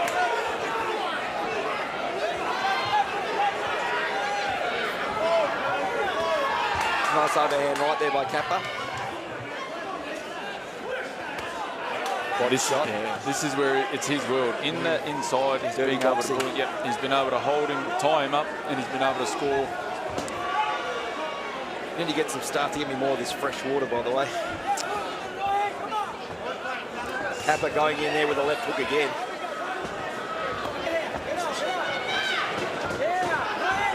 Seconds out, so coming to the close of round number 7 in this title fight. WA State middleweight title on the line in our co-main event of Thunderdome 34. It's racing by. What a night of action here. Hope you're enjoying it wherever you're watching around Australia and around the world.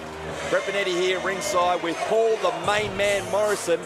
And I want to obviously turn a little attention to yourself because you gave us a little bit of a tease. I was going to open the door, but again, haven't seen you in the ring for a while. You're a very talented fighter, but especially I've called your fights here at Thunderdome. What is next for you in your career? Well, obviously, yeah, had some injuries, some major surgeries, but obviously started back boxing training, which has been going really well. Done some sessions with Adam Wills. So, I'm hoping to continue that, and obviously with COVID. Great Adam Wills. Know him very well. Big shout out to him. Yep, and big shout out to him. So, yeah, hopefully on the next Thunderdome. Wow, that'd be great. Yeah. Again, you've always been in shape whenever you've been sitting next to me doing the commentary, so I always wondered when you're getting back in there, so I can't wait to be calling the action for your fight. Yeah, I'll try and commentate at the same time. I love that. Make sure your first fight of the night then. Or the last. Or the last. Here we go, round 8. This is it. I'll tell you what, great Brett, start by Corey. on my unofficial scorecard, Brett, I could say this. If Fano was to get this round, I'm going to give him the fight. And if Wes wins this round, that 10-8 is going to be the difference. He'll win by a round. So you're saying this round, it comes down to this round, basically. That's what I'm thinking. Wow, it could be the case. Is that close?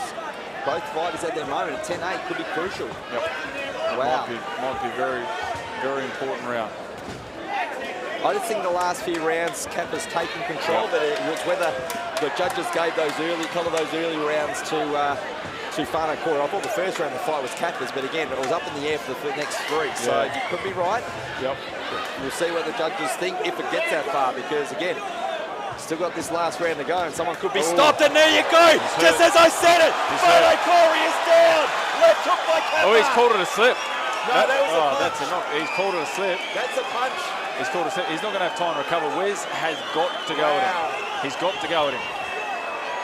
I'm surprised at that. That was a clean punch. Did you see that as a clean punch? Yeah, that was definitely a punch. I think the slipping, Brett, actually caused it. Yep, because the boys have been slipping during the night. When he slipped and his legs sort of went underneath him, I think Gary thought, was it a slip? But again, he's a very good referee, but he might have been on the wrong angle for that punch as well, because it's very difficult, because, again, judges got all three angles, you know, so they might have missed it as well.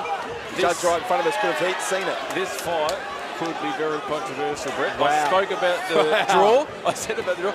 And if Wes was to get another 10-8 round here, without that knockdown, if he wins this round, potentially we could have a draw. I think Corey's still in, and Kappa's got an opportunity here to finish this fight in the last minute and a half.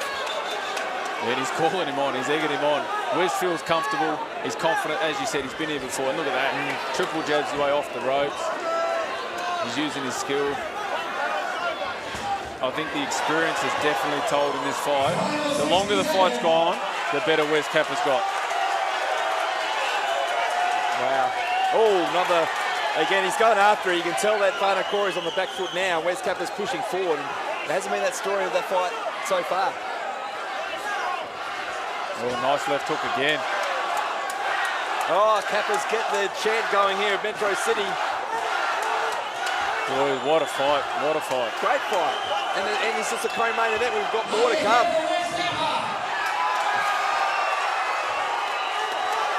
You can see that when Wes follows him up with that jab. Oh, another nice punch there by Kappa. Punches are landing now. As I said, the longer the fight goes, the better Wes is getting. Yeah, that's a story. That's the story of Wes Kappa. Yep. Oh, another slip there. Another opportunity for Kappa. And that's Wowee. it. What a fight. I'm now intrigued to see how the judges score this one. Well, Brett, I think Kappa's got it. You probably think that... I think that on my scorecards, I think the 10-8 round will make it a Wes Kappa victory. Incredible. But well, we're going to see. Leave it to We're going to see.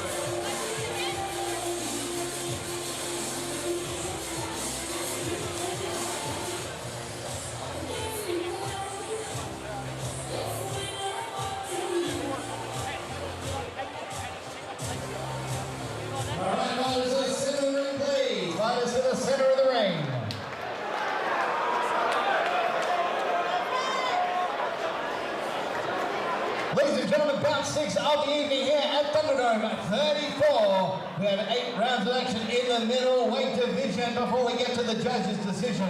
Ladies and gentlemen, these fighters deserve another big round of applause. What a battle! And now we turn to the judges for their decision. Judge number 1 scored the bout 73-78. Judge number 2 scored the bout 74-77. Judge number 3 scored the bout 72-79.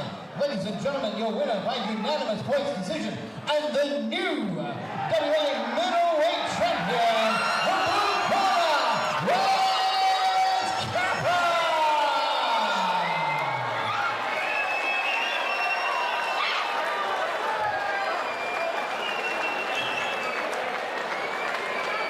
And here to present the winner with the title, Mr. Brennan Benetti.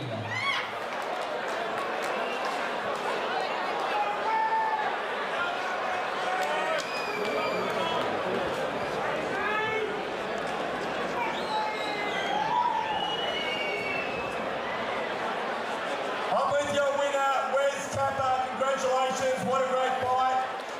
We've seen you so many times, you're so experienced around the world here at Thunderdome. How are you feeling after that? It was, again, another Wes Kappa performance. So a couple of things I've been working on in camp. Didn't get to do it tonight. We came in with a great game plan. I'm happy with the game plan. It worked well. He doesn't like pressure. I just try to put the pressure on, which isn't normally my style. I normally like to obviously like to dance and move around a bit. So it's a bit different trying to add the pressure and be a bit more of an aggressor. But I'm looking to try and develop a little bit more on that. Again, you guys are very good friends outside the ring as well. You're obviously going to be very good friends after the fight as well. But was it different fighting someone that you knew very well and vice versa? I'll give you a little bit of trivia. When I fought for the Australian title, 4 years ago, 8 weeks out of my camp, I did my very first spar. And it was with Fano at Ruben's club, and he fractured my eye socket with a headbutt by accidental head clash. And ever since then, it's just been a bit of a thing for me, because that was a bit scary. I nearly lost my vision from it, so I'm excited to get the win tonight. I'm happy with how he worked on things, and Fano's a good guy, man. Nice bloke. I'm not too sure if he drinks beer, but I might try and see if I can swing a cordial out of him or something, you know what I mean? You'll be able to do it tonight. Just finally, before I let you go again, when I say Wes Kappa style, I've seen you fight so many times, and again, your cardio is magnificent. The longer the fight goes on, it's probably your world. And I said in commentary with Paul Morrison, as soon as it gets around 6, 7 and 8, that's your world. Did you sense that you were taking over around about that? Because he did have his moments around 2 and 3. Yeah, he was going to start strong, and we knew he was going to start strong. And like my whole team calls me, they call me Thomas. I just build up steam as I keep going. So I might not start with the most urgency, but I definitely try and finish pretty strong. So, yeah. Just quickly again, we've seen you so many times, we love seeing you here at Thunderdome. What is next for you? I just signed a managerial contract with Tony Tools. Big things on the horizon. We've been managing ourselves for quite some time, so it's good to have somebody kind of steering the ship to where we need to. Can I say? I need to say a massive thank you to everybody at Lacey's, Justin, Kira. This bloke's punched me in the face more times than I've had fucking hot dinners, I'll tell you. So he got me prepped for it. Weechi and from Rev Bible Club, if anyone likes to lift heavy weights, but don't lift too much weight, boom, it affects the speed. Go down there, Ants, Big Rev, everyone in the barn, supporting, guys. Honestly, this last year's obviously pretty tough for everybody, but getting in here really has been a bit of a team effort from my regard, from people like Renee, Jenna, Nicole, all the staff in the barn. I wouldn't have been able to train as much as what I have been or trying to get the work in without you guys covering my classes or helping me out and being freshly a father now, fucking shitty nappies everywhere and stuff so I'm super grateful for everybody from the barn that came out, all my instructors, everyone that's helped out. Honestly, thank you very, very much. It's a learning curve. I can't thank you enough. Everyone from Lacey's and Big Rev, I can't thank you enough. Tony, Dragonfire, always a pleasure being on here. Till next time. Ladies and gentlemen, your winner, new champion, Wes Kappa.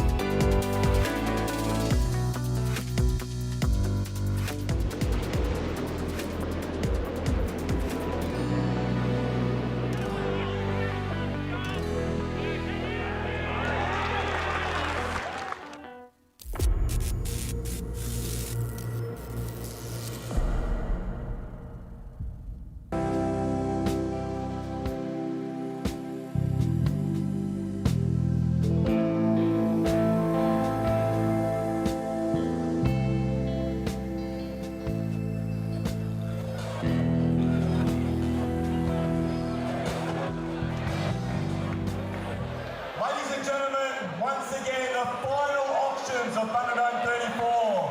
A beautiful Shay and Sandy Chong have a great piece in front of you and a very interesting piece of news today as well. It's Teofimo Lopez. It is a signed glove. Beautiful in this frame. He's an American professional boxer and the current unified lightweight world champion. He defeated Vasil Lomachenko, who was regarded as one of the best pound-for-pound fighters in the world today, and beat him quite easily. He's undefeated at 16-0. But there's talks about him that's been signed just today. He's going to be fighting George Kambosos in that purse, $7.2 million. Many think you won't be beat for a long time, so you want to get a piece of this. Corner man, take it away. Thank you, Greg. Thank you, Greg. Ladies and won't keep you long. For the main event coming up very shortly. Let's start this. Folks, we have those white collar corporate boys on the top there. Started off. Come on. We're going to start off with $1,200 for one and only Lopez defeating Lomachenko last year. $1,200. Want your hands up, folks. Come on down after when you win the bid. $1,500, sir. $1,500. Thank you.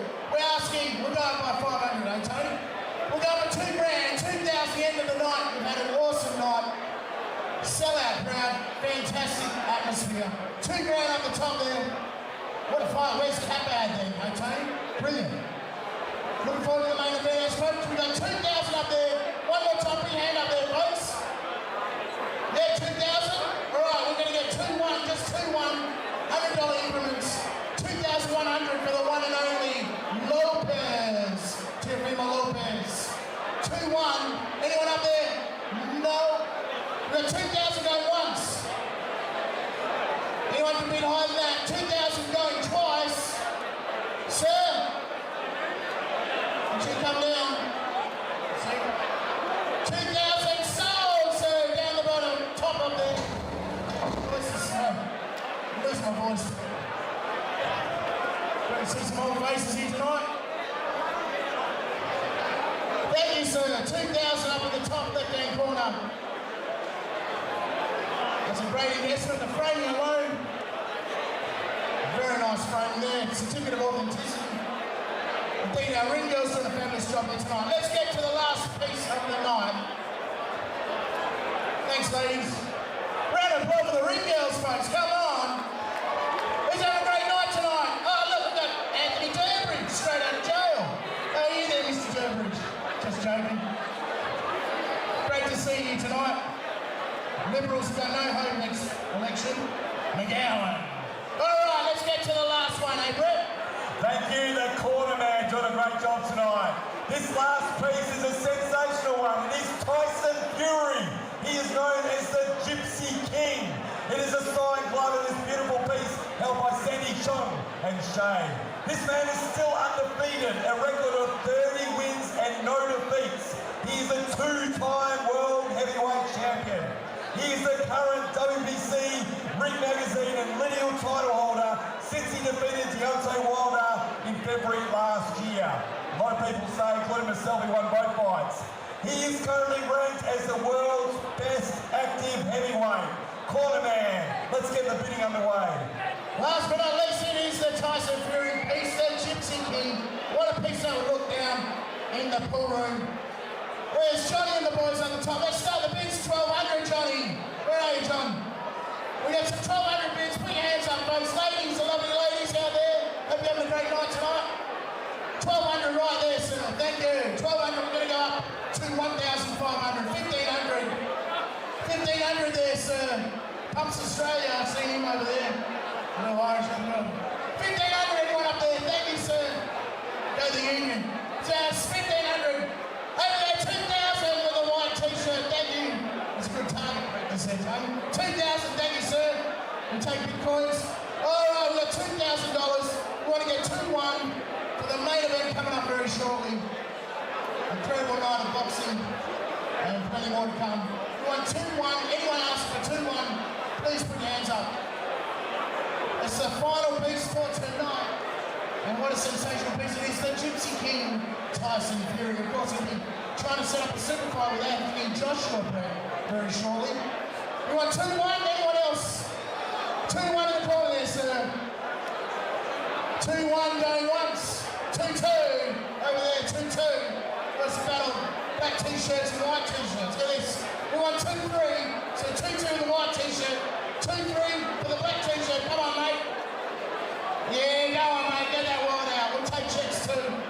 All supporting WA boxing. Hello, we got Malcolm Day here. Come on, Malcolm Day. Get that big Swiss bank account out. Come on, mate. Plenty in there. 2-3, Wellesley. 2-3, sir. 2-2, 2-3. 2-3. 2-4. I'm embarrassing myself here. Come on. 2-4. No. 2-3. Going once. Anyone else? 2-4. For the great Tyson Fury. 2-3 going twice.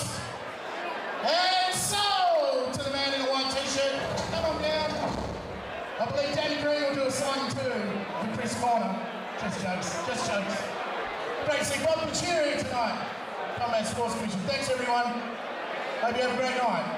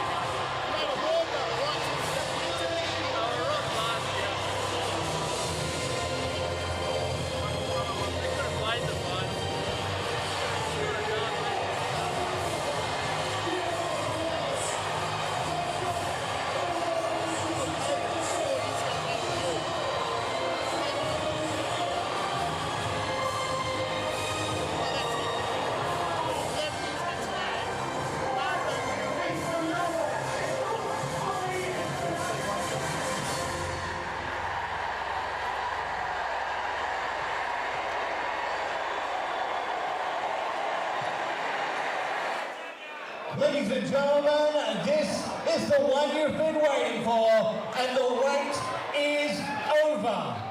Ladies and gentlemen, are you ready? Up in the VIP, are you ready? Down here in the pit, are you ready? Metro City, are you ready? This is your Thunderdome 34 main event of the evening, and it is for the WBA Oceania Super Featherweight title. Introducing first, fighting out of the red corner from the Cuban Boxing Gym. Please make some noise for Kazim Shoyoye.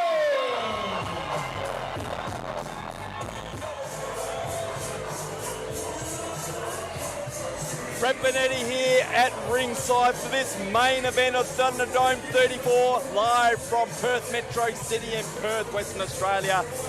Joining me again all night, go all night, for the main man Morrison, and we are at the main event. Kazim, the African Dream Sahoye, taking on Francis, the removalist Chua. Kazim, the African Dream Sahoye, on his way to the ring right now. Yeah, this is going to be a ripper. I remember seeing his first fight, Brett, when we were here, we commentated. Oh, great fight, yep. fight of the night. And absolutely, he took on a tough fighter in Pino Crescitano, and the first time I saw him, and I was very impressed, and he's gone on with it. He's undefeated, 3-0 with 2 knockouts. Yeah, and he wants to extend that. And again, he's testing himself against a very dangerous customer, very talented removalist in Francis Chua. But more on Sahoye, again, we've seen him. His 3 fights have been at Thunderdome, so he's got his Thunderdome experience here. But no better platform than Dragonfire Boxing Thunderdome. So again, this one's going to be a good one, and the undefeated prospect is going to be one hell of a fight. And again, he's trained at Ruben Sanchez at the Cuban gym. He's originally from Nigeria, obviously now is settled in Perth, but he had a great amateur career. He was an alternate for the Olympics, trying to make the Commonwealth Game teams. He's moved over to Perth. He's made the transition to pro boxing seem seamless. Here we go, he's almost at the ring. And it's a quick turnaround for Ruben after the disappointment of the last fight. Yeah, exactly. He's gone down and he's got his next charge already, and it's Soldier Up. Well, again, as Kazim enters the ring, you're in for a treat, viewers, because keep watching the entrance for Francis Chua. Yeah. Got a big support cast, that's all I'll say, but you're going to be in for a treat. Let's send it up to CJ to get him to introduce Francis Chua. Fighting out of the blue corner, please make him welcome, Francis Chua!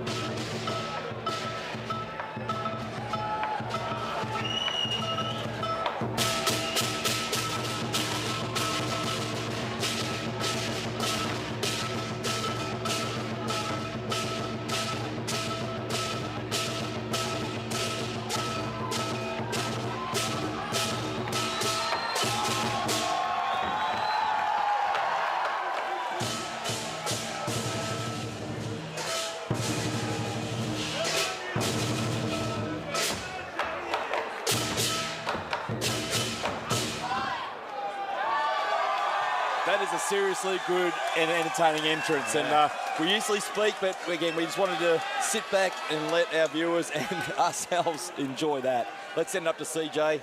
Let's get it on. Ladies and gentlemen, it is Friday, the 26th of February, 2021. And there's no doubt about it, the Metro City nightclub in Northbridge, Perth, Western Australia, is the place to be.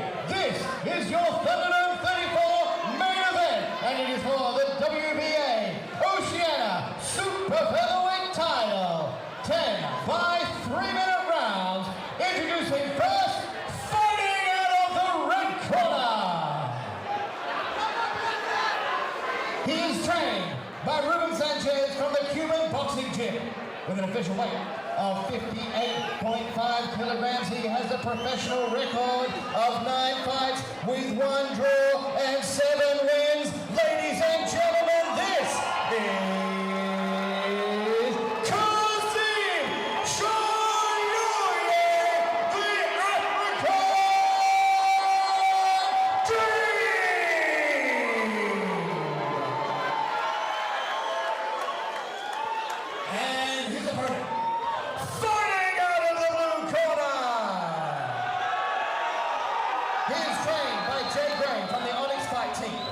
an official weight of 58.3 kilograms. He has a pro record of 3 fights for 3 wins. Ladies and gentlemen, this is the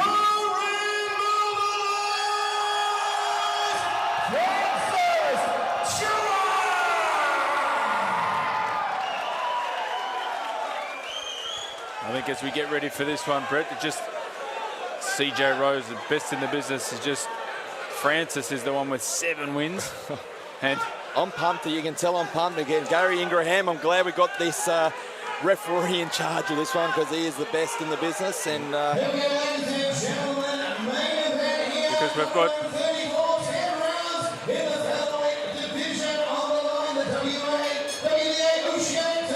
here we go. Round 1, just letting CJ finish his intro then. And Chua off to a fast start. Look for his speed. Both guys have got speed and power. They're going to go at it straight away. Look at this, furious action. We've got 8, this is for 10 3-minute rounds and they're starting like this. Whoa, punch there by Sahoye. Yeah, he's Chua is strong. tough. Kazim's very strong. Both boys look like they're in great shape. They certainly are. Great, oh, look at that. Sahoye landing early on the removal of Francis Chua. Again, both guys, Chua might have got hurt then. Might have got clipped, but he's all right. The call with the left hook. Francis, obviously, for the viewers at home, with the yellow piping on the black shorts, he's the southpaw, so he's a left-hander with his obviously right leg forward. And Kazim's the all-black, the Mike Tyson. Kazim strong early. Kazim has a lot of Mike Tyson style about him. He puts the gloves on the chin and he just moves from side to side. I was wondering whether Chua was stunned. Yeah, well, I think they've come out fast and furious, haven't they? Yeah, certainly have. Again, we've seen Chua in some great wars here as well. I mean, he's fought the best of the best and went over and defeated Kai McKenzie, who was world rated at the time. Still world rated now. Yep. And that's what he's coming. I mean, he's coming off his only loss against Kai McKenzie. A lot of people thought he won that fight. A lot of people thought he won. I'll tell you what these two boys could do is they could take a leaf out of Wes Kappa's book from last fight and start with those jabs, double, triple, settle down. And I mean, that's the experience that Wes Kappa had. We've seen both these guys, they're both very fit. Look at the shape they're in. But again, it was a furious pace to this one because again, 10-round fight. Absolutely. And this is a fight that's got a lot of repercussions from it. We heard Tony Toll's best manager in the game, especially in Australia, basically manages both fighters. And again, he's lined up the winner of this fight can go on the undercard of Tim Tszyu. Yep. And then Dennis Hogan. Yeah, and if they would have whoever wins on that becomes a mandatory for Belil Dib. Yeah, there you go. So said it's been a long time since Chua's been in the ring. So again, you're wondering whether it's ring rust. March last year. Yep. Yeah, his last fight against Kai McKenzie. Well, that was March last year for Kazim. That's it for Kazim. November 2019 for Chua. It was the year before. He's battled his injuries, had a shoulder injury. Oh, look at that well punch by Kazim. He's definitely got the size, Chua. You can see he's got the height. Kazim's just his compact, as I say, for the viewers watching, like the Mike Tyson style. He's almost small for his weight, but he's so compact and so strong. I think it was a great opening round for Kazim Sahoye.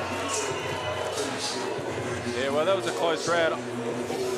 Don't sit on the fence. You haven't sat on the fence all night, Paul Morrison. Yeah. Well, the judges helped me out last for giving me the decision. I got that one right, didn't I?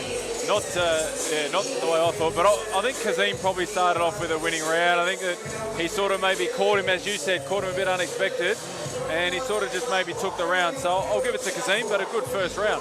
But again, you have a look, Kazim's got 2 KOs on his record out of 3 fights, and the other one went to a unanimous decision, and it wasn't a long fight. So this is the longest fight in his career. So can he keep up this pace for 10 rounds? Chua's been there, done that over that sort of distance before. So experience may come into this one. Well, again, if we use the last fight as the example, look at how strong Wes Kappa came on towards the end of the fight. That's his world, isn't it? Absolutely. And you're right that Francis Chua, he would want to be trying to weather the storm, so to speak, because you're right, Kazim, this is a big step up for him. But He's tough. He had a great amateur career, so he's got a lot of experience there, but he still hasn't done those many rounds. So it's going to be a testament to see how much training he's put into this fight. Yeah. Oh, look at that. Oh, he's been clipped again. Sahoye's going after Chua, and he's tagging him. Look at this. Oh, wow. He's tagged him again. He's hurt. Lovely. Yep. Chua's hurt. Chua is hurt. Kazim's going after Chua. He's throwing wildly, but Chua's still standing up. Chua's got to hang on here for a little bit, but he's just got his gloves up, and Kazim's just got to pick his shots. Chua's still standing up, and what power and what a chin Chua has. But are you surprised that he didn't tie him up? Yeah, well, I think he was, to be honest with you, Brett, I think he was so stunned that he didn't even have a chance. His legs buckled. He looks like he's come good now. He's obviously done a lot of strength and conditioning training. Oh, again, the left by Sahoye. Yeah. He's a very, as I said, he's a compact fighter. His punches, if he just shorten them up a little bit and pick them a little bit better, you know, Chua might have hit the deck for the first time, but he's handled he's weathered the storm, so to speak. He looks like he's coming good now. I think the storm is still coming. Yeah. Because what a start by Sahoye. My question now, can he keep this up for another 8 rounds? Oh. He's looking to stop Chua though. He doesn't want to go that far. I don't think he wants to go there. Wow, look at that. Chua lands one of his own. Almost went low then. Yeah, I mean, at the moment, the fight is exactly how Kazim wants to fight. He wants it in close. He can use his size, his strength, and as I said, the compactness of his punches. Chua's got to get off his jab and try to use his range and his distance and get back to boxing to try and weather that storm, yeah. We've seen one fighter tonight in Medlin go 3-0 to 4-0, and Kazim's looking to do the same thing tonight. Yep. And he's on his great start by him, and again Chua's starting to fight back. Yep. Landing a couple of good punches of his own then. Very good punches, I'd say. Yep, well, we know that Jay Gray with the Onyx fight team, we know that they do a lot of strength and conditioning training. They always come in good shape, so there's no doubt that Francis will be able to be ready for the 10 rounds and ready for the war that he's getting at the moment. Look at that. I'll tell you what I do like, Brett, is these Pro Box gloves. They look very good. Absolutely. I mean, they're doing the job tonight, that's for sure. Great work. You can see that Francis is trying to push Kazim off him, but Kazim's just staying on his chest. He's relentless. Yep. He's very fit. Great shape. Both fighters in great shape, but Kazim started off really strong, really fast, and that's the end of round 2. But how fast? I mean, again, that's how fast he was going. Blink of an eye. Just trying to get a good look at the corners. And Kazim, although, as you said, Brett, he is stepping up, he looks in great shape. He looks like he's, hardly blown out a candle. So does Francis Chua. He looks obviously in great shape as well. But he looks like at the moment he's having a lot of questions asked to him, by Kazim, and he's not being able to answer them at the moment. There's Willsy in the corner right there, the brother of the great Adam Wills. Stevie Wills, great fighter. Former world title challenger, great fighter. Great fighter. Good to see him here at Thunderdome. Got a lot of talent here at Thunderdome tonight. Danny the Green Machine Green is in the house. He's been here all night enjoying the action. Yep. My boy Brennan Bonetti's enjoying his first Thunderdome because he turned 18 last year. He's been waiting this for a long time. Presented a belt in the last fight. Yep. There we go, round 3. He'll have a story to tell. What does Chua need to do to adjust? I think he just needs to get back to some boxing, sort of establish his jab, try and use the ring and use the movement, and don't let Kazim just sit on his chest. It's not where Chua wants to have this fight, because even if he's getting success in there, that's where Kazim wants the fight to be. So you want to take away your opponent's strength. Right here, look at this, Kazim just going at it again. Very similar to round 2, this flurry of punches. Not as many landed, but amazing cardio so far. And he's on his chest. And Chua's not able to keep him off at the moment. This is a phone book. Yeah, by choice. He doesn't seem to want to. I mean, look, he's not really establishing his jab. He's not using his footwork, which isn't a criticism. It's just he's happy to slug it out too. Yeah, finding that phone box. Yep, entertaining for the fans. Oh, yeah, the fans will be loving this. But again, two fighters in supreme condition that haven't stopped. Oh, look at that. Another one. Good right punch by Kazim. couple of wild swings too. Again, you never count out the removalist Francis Stewart. No. He'll be in this fight until it stops. Absolutely. And a great nickname, we'll give him a plug because he is a removalist. We've spoken about him many times, and that's what he does. He removes people from house to house and he removes them from the ring. So again, if you, after a fight, if you need to help move him, just call up the removalist Francis Stewart. He'll help you. He'll help you. There you go. Stewart chants coming now. We heard Kazim chants in the previous round. Now it's Stewart's turn. Fans here at Perth Metro City loving this action. Yeah, and you can see just on the inside with Kazim obviously being a bit inexperienced, you want to see them take half that step back, just get their hands free so they can really turn into the punches and get that power. At the moment, they're just sort of swinging on the chest, and it's not really obviously causing too much damage at this stage. Although those punches seem annoying, they're not really doing any damage at the moment. Yeah, absolutely. And it's always tough, Southpaw versus the Orthodox. Yeah. It can make the fight messy. I'm sure Kai McKenzie will tell us that's what he experienced when he had his couple of fights with Francis Stewart. Exactly right. And then we've got a new contender right here, haven't we? Absolutely. Kazim Sahoye, the African Dream. He's off to a dream start in this main event, Thunderdome 34. Yeah. And again, I mean, we've spoken about it or not, and I think it's risky, I'm going to say that it's safe to say we've sort of got a handle on how the judges are scoring it. But with Kazim going forward and being the aggressor, the close fights or the close rounds are going to the person that's going forward and being the aggressor of the fight. It's a good moment there by Chua on the back foot, but again, landing punches while Kazim misses, and there's some more good work by Chua. Yeah, and that's what he needs to do. Just get back more on of that that. jab. Yeah, just get back on his jab. And now how good Francis Chua is. That was a lot closer around that one. Yeah. Again, it started off with the same sort of style. It's always going up, but he didn't land as much as he did in the first two rounds when he went after Chua like that. So a little bit different, but again, we'll see what the judges think if it gets that far. If we get that far, we're only 3 rounds in. So we're predicting this. Again, it's going to be a great fight. Again, WBA Oceania Super Featherweight title on the line. And again, it's living up to expectations. We're looking forward to this, and so far it is living up to expectations. Yep, the fans that are in attendance, none of them have gone home. And we're hoping the live stream audience, they're enjoying what they're watching too.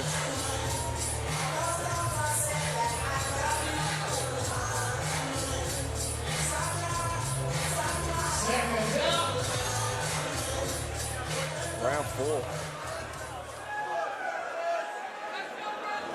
Hope you enjoying this action here. Thunderdome 34, Brett Bonetti here for this main event with Paul the main man Morrison. We go. Oh, another great punch to start the round by Sahoye. Kazim. Here he comes. Oh, is that a slip? Oh, he punched him while he's down. Fair game. He's giving him a warning, but again, oh, that's cool. I didn't know. Gary slip. Gary won't put up with too much of that. No. But again, I say it as a fighter. Oh, there you go. Nice punch there by Chua. Yeah, this is his best bit of the fight. Finding his opening. Yeah, it is. Look at that. Oh. Look at Kazim. I mean, he's just relentlessly getting on Francis Chua's chest. So even if Francis was trying to box him, you know, he's trying not to give him room. He loves that phone box. Absolutely, and that's where he can use his compact size and his strength. He is a strong fighter. Francis has come down in weight, obviously, to take this fight, but apparently he did it quite comfortably, so we might see him staying at this weight. Yeah, so he seemed quite comfortable at the weigh-in, but again, depends on what happens in this fight, because we've seen how good he is, and but again, I think it's a better round so far for Chua, even though Kazim's relentless. I don't think he's landing too much on Chua this round. Yeah, I have to agree there, mate. Definitely agree there. But again, it comes down to sometimes with the judging. I know, you never know. And it can become a progression. If Kazim's got the first few rounds and the next round's sort of close, they might lean it to him again. Because the fighter that throws the more punches might not be landing, and sometimes you see the judges like that action, but they're not landing. Yeah. Well, one of our best in Australia used to win plenty of his fights like that, and that was Daniel Gill. Yeah, he was a relentless fighter. Good moment again by Chua, by the way. But yeah, Daniel Gill, very former Australian world champion as well. Yep. And he won by his pressure. Yeah, he won by pressure. Yeah. Both boys swinging for Not the many fences can go there. to Germany and do that. No, not many. Sam Solomon did it. And the green machine was robbed. Absolutely. And We know robbed. that. Robbed. Don't remind me. He's too close to us at the moment, so don't remind him. Great round of action again, I think. I think this is the Chua's best round so far for sure. Have to agree with you there. But I still think that he's fighting Kazim's fight. Yeah. Maybe it might be maybe he wants to, he feels he's the bigger guy. But I know that in the fights we've commentated on Kazim, he is strong. He's a very strong inside fighter. You can look at his physique. He knows what his strengths are, and he fights to them. And he comes on strong just here. Look at that. It said, I think it was a good elusive move then by Chua. I think he's starting to sort of get his rhythm and then trying to make Kazim miss. Because he said he's not letting him breathe. And I think that was definitely a Francis Chua round. I might be wrong on the judges' scorecard, but that's just the way I saw that round. We might have to ask the best promoter in the West, and probably in Australia, Tony Tolsh, the man, the myth, and the legend. We might have to ask him what he's thinking of the fight, because it's a tough one to score. I don't think he wants to. He manages both fighters, and I know he was very excited for this fight as well. So, yeah, well, I agree with you. Now going across from Ruben just then, you know, it's like he's barking instructions to Kazim, you know, because he might have fear that, like, again, I don't think he's going to get tired because he doesn't look like it, but he doesn't want to see this fight turn around, because I think it's been in his favour 3 of the 4 rounds. Yeah, I think I agree with you. I think that was Francis' best round, and I would have scored it the round to him. But again, yep, you never know what the judges see, because we've seen some different scorecards tonight. You can see Jackson England in Francis Chua's corner was saying, giving some instructions. Round 5. And once again, Francis isn't willing to box. We'll use his distance, a range, and he's fighting Kazim's fight. We'll see now, because again, Kazim has come out furious, and he's done so again. But again, he had success in the first 2 rounds and good in the third. But more so, oh, that was a nice punch. I thought that Chua again was wobbled, but I think he was just balancing himself. Yeah, well, he hit Kazim with the left hand, and it came with a receipt. Came with a receipt. I like that. Look at that. Yeah, and see those punches, and that's what you can see if you're watching it, those short swinging punches. If he takes half a step back, he can actually get his body into the punches, like Kazim's just throwing that right hand. Yes, that's short distance, you see. But this is where Kazim wants to fight. Francis has got to do something to stop him from coming in. And this is, again, Francis' opportunity to get back in the fight. There's a long way to go. He's probably taken his best out of Kazim, because of the furious pace that he set. Yeah. Again, that's the question mark we've got, Paul, is whether he can maintain that pace, and it's very hard to do. Absolutely. The viewers here and the viewers at home, they should have a lot of respect for anyone that hops in the ring, but to hop in here and be prepared to do the 10 rounds, they've got to be here in physical shape, and so far, they are. Yeah, and you've done it, and again, that was a nice punch about 30 seconds ago by Chua. See if he can continue the momentum, because again, I think his game now is to try and make Kazim miss and himself land. Look at that. Cut. Oh. Said he's pushing him up against the rope again. Yeah, and this, I can say this, it wears you. I can tell you about hundreds of rounds I've sparred with Danny Green, and he pushes up you get, and it just wears you. Just that relentless pressure and the body weight getting pushed up against you on the ropes, it just wears you down.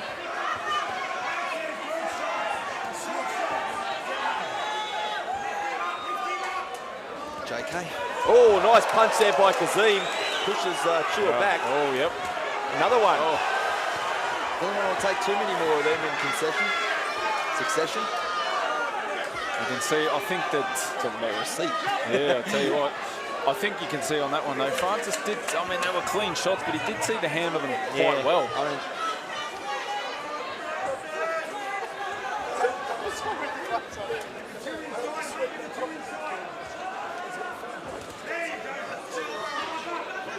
there's been a furious pace in this main event. It's like full on from the opening bell. Oh, look at that. Both fighters having moments again. Kazim throw a couple, Chua landed in a receipt, as you like to say, Paul. Love that. Yeah, And see those punches, I just think it's I don't know about you, but that round went very quickly for me. It's like non-stop. Yeah, both boys are showing a good pace. And since we're speaking of some older, the Aussie boxing, I mean, if you watch Jeff Fennick's fight, that's all he did. Relentless pressure, just wore his opponents down. And that's exactly what Kazim's doing here. He gets forward, he has that high guard on his chin, he ducks from side to side with the pick-and-move style of Mike Tyson, and he wants to be on Francis Chua's chest. I'm worried that Ruben's going to slap Kazim in the face with that towel. It's one of the most interesting techniques I used to watch in the amateurs. Doesn't work. Well, you're not allowed fans in the ring. So that's his fans. Yeah. Don't see it too often. But again, on the other side, Chua's been wrapped in a towel. Probably a cold, wet towel. It's a nice wet one, yep. Yeah. So, again, it's a grueling, taxing fight, this one. Again, non-stop. Cardio is the key in this fight. More so than power. Both guys got power, but I just see the cardio, the speed of both guys coming into the conversation here. Yeah. And it's, I mean, the best part, Brett, is we're only halfway through the fight. That's what I don't do. Yeah, I mean, it's amazing. And then look at the pace that Kazim's still fighting at. Yeah. Look at that. You see, those shots, though, and this is what Kazim seems to do well. He seems to be taking punches, but Francis Chua can't get much power because he can't transfer his weight while Kazim's pushed up on his chest. Yeah. And that's why he's got to try to get him off him. I just don't think this is the fight that Francis wants to fight to make this fight easier for him. He wants that distance a little bit, doesn't he? Yeah, so that he can end up on the end of his punches. But as I said, coming down in weight, Brett, he might feel that he's the stronger fighter on the inside. And I'll answer a lot of questions for himself as whether it's the right move or not. Yep.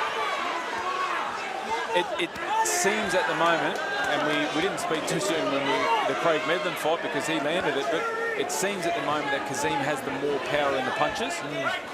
So at this stage, but that can change.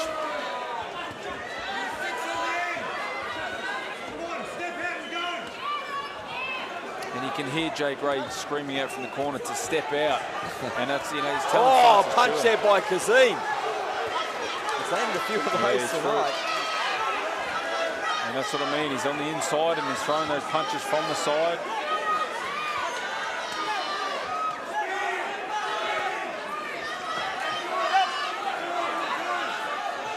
If corners could tell the story at the moment, Brett, if it helps us with scoring, I mean, Ruben, the Cuban, seems extremely confident. He's very quiet. He wasn't in the last fight. Yeah. You know, he was obviously getting worked up and getting the crowd involved. And at the moment, Jay Gray's obviously calling out, yelling instructions to his charger. Not that he's stressed, but that might show a sign. Tell you what, this fight is that fast paced. I mean, I'm just tired watching it. I mean, look how fast they're going. I mean, it's just been non-stop. It's incredible. Yep. Crowd absolutely loving this action as well all night. And Kazim, just the pressure, closing it, loves that phone box.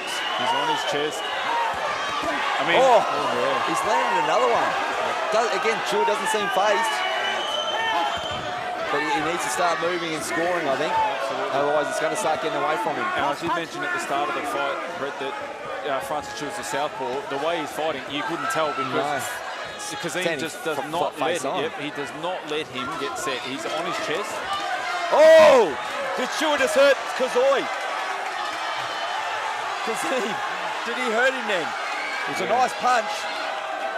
I think it was his best punch of the fight. Wow.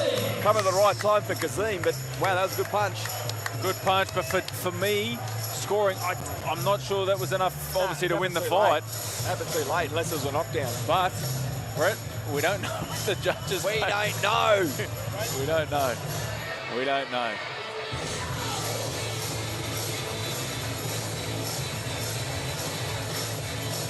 And what we can be worried about is on 10 rounds, we could have a draw, Brett. Do we have sudden death? I mean, geez, there's still a long way to go. Round 7 of a 10-round fight. It might sound close to the finish line, but there is a lot of action to come. Absolutely. Main event of Thunderdome 34. Look at the crowd loving it. No one's gone. Again, they've been starved. They have. Round 7. And again, just another shout out to Tony Tolge, H, for putting on this promotion. Love it. You know, at our first available opportunity after the year that we had last year. Both very respectful then, touching gloves at round 7. That was interesting. That doesn't usually happen until last round. I don't think it's the last round. Yeah, well, at the moment, what I can say is I'm very impressed with, obviously, the training that Kazim's been able to do. I mean, he's 7 rounds into the longest he's ever fought, and he looks in great shape. We know that France has got the experience, so can that experience tell? Look at that, the movement from Kazim to not get hit. And France has actually got the distance to be able to throw the punches and not have Kazim on his chest, and Kazim missed every one of them. Oh, that's it. That's a great punch by Kazim. But amazing chin by Chua. Absolutely, he's tough. He's definitely tough. We've seen it so many times, in so many wars. There's also a lot of talent.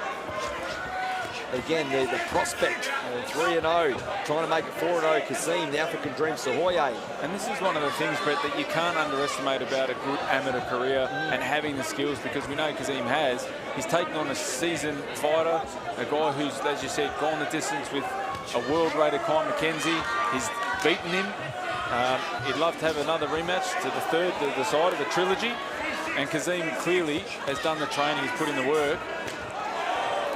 And he's still carrying his power. I know. So that's the opening at Chua knees. It's like other wild throws and land on the counter, because, again, he's not really letting him breathe, is he? Yeah, Kazim doesn't stop at the finish line with his punches. He throws them from next week, and he throws them into next week. Yeah. He throws with bad intentions. You see, this is where I like to see Francis when he's got that gap. Look at that, he walks for the knockout. He just needs to start on his jab and keep that distance, keep Kazim off him. This is the biggest distance he's had in the whole fight at this moment. Oh, he's hurt. That hurt him. I think he's all right, though. He's bouncing around. He's durable, very tough customer.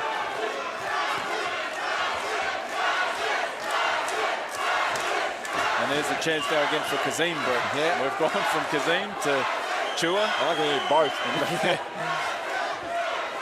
Yeah, they're trying to overpower each other with a chance, but that's how excited this crowd here is at Perth Metro City.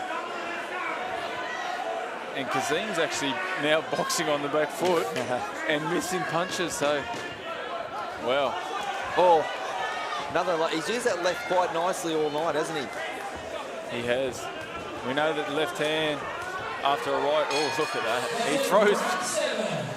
He throws so hard that sometimes he nearly throws himself over. 7 rounds done in this main event at Thunderdome 34. Action-packed and furious-paced. It's one of the most fast-paced fights I think we've ever seen at Thunderdome. Yeah, especially right through to 7 rounds. Yeah, I mean, 10-round fight. We've seen fast-paced fights before, but not over 10 rounds. Just having a look in both corners, and yeah, we've got Ruben with the towel still going, and obviously Francis taking some big deep breaths, listening to the corner. The way I'm seeing it at the moment, Brett, is that Kazim's in front on the scorecards. So Francis might... totally agree with that. I mean, it says it's his speed, and he's pressured Francis all night. So, and again, more questions after the fight, but again, we're still enjoying this one. It's still a bit to go. We've seen it tonight at how one punch can change a fight. Absolutely. Touch the gloves again at the start of round 8.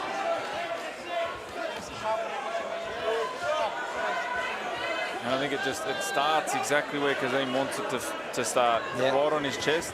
You can see there, he's got those gloves on the chin, and you see he's right on his chest again. And this is where, yeah, you can hear his corner, Jago, calling out to take a step backwards and to get that distance. Because he's much better with his punches when he is at that distance. So a little bit of a breather. That's probably the biggest breather they've had the whole fight as well. They haven't stopped throwing. You know, they're entitled to it. Unbelievable. So I think Chua's looking for that opening for the counter. There you go, there it was. Yeah. Well, what you can see now is that Francis Chiu is throwing more than one punch, whereas Kazim's going now at this round particularly for that one big punch. I think it was round 4 that we thought that Chiu had his best round of the fight. But again, Kazim has been relentless with speed. Look at that by Chiu. He needs more of that, that's for sure. Yeah, see, that's where he might have copped the receipt, as I say, but it was only one punch, and he was able to throw 3, 4, 5 punches. And hopefully the judges, when they see that, should score those punches over the one. And you never know what they think, because sometimes they think power over volume, but you never know. Depending on what happens, if nothing happens, you know. Well, they've got to know scoring punches. And those shots, as I said, when Kazim's getting hit on the chest here, and the viewers that are watching at home see Francis sort of hitting him to the side head, they're not scoring punches. So that's where, again, the judges have a tough job.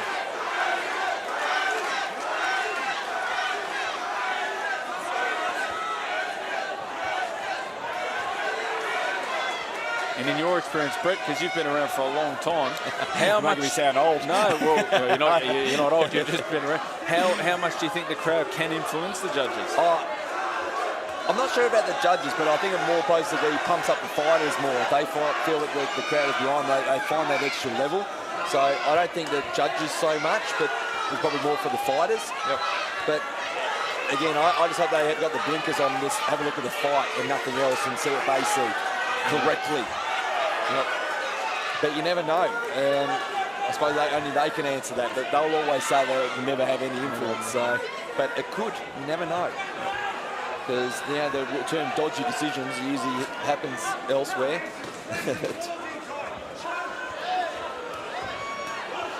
Yeah, nice block there. It's a good round by Chiu, I think. Yeah, I think it's his second best round. Yeah. There we go, end of the round. I thought it was a good one by Chiu, but again, a lot of work to do. 2 rounds left in this main event schedule. Yeah, I think it was his best round, and I think it was his best round because he was able to get some distance, which allowed him to be able to throw more than one meaningful punch. Kazim wasn't on his chest for the entire time, and when he was on his chest, Kazim wasn't able to land those 1 or 2 big punches that he had been previously. You heard the term about taking rounds off. Maybe he took that round off a little bit off the pace. It's still a fast pace, but whether he took a round off to sort of save himself for the last round. We've still got 2 more. Absolutely.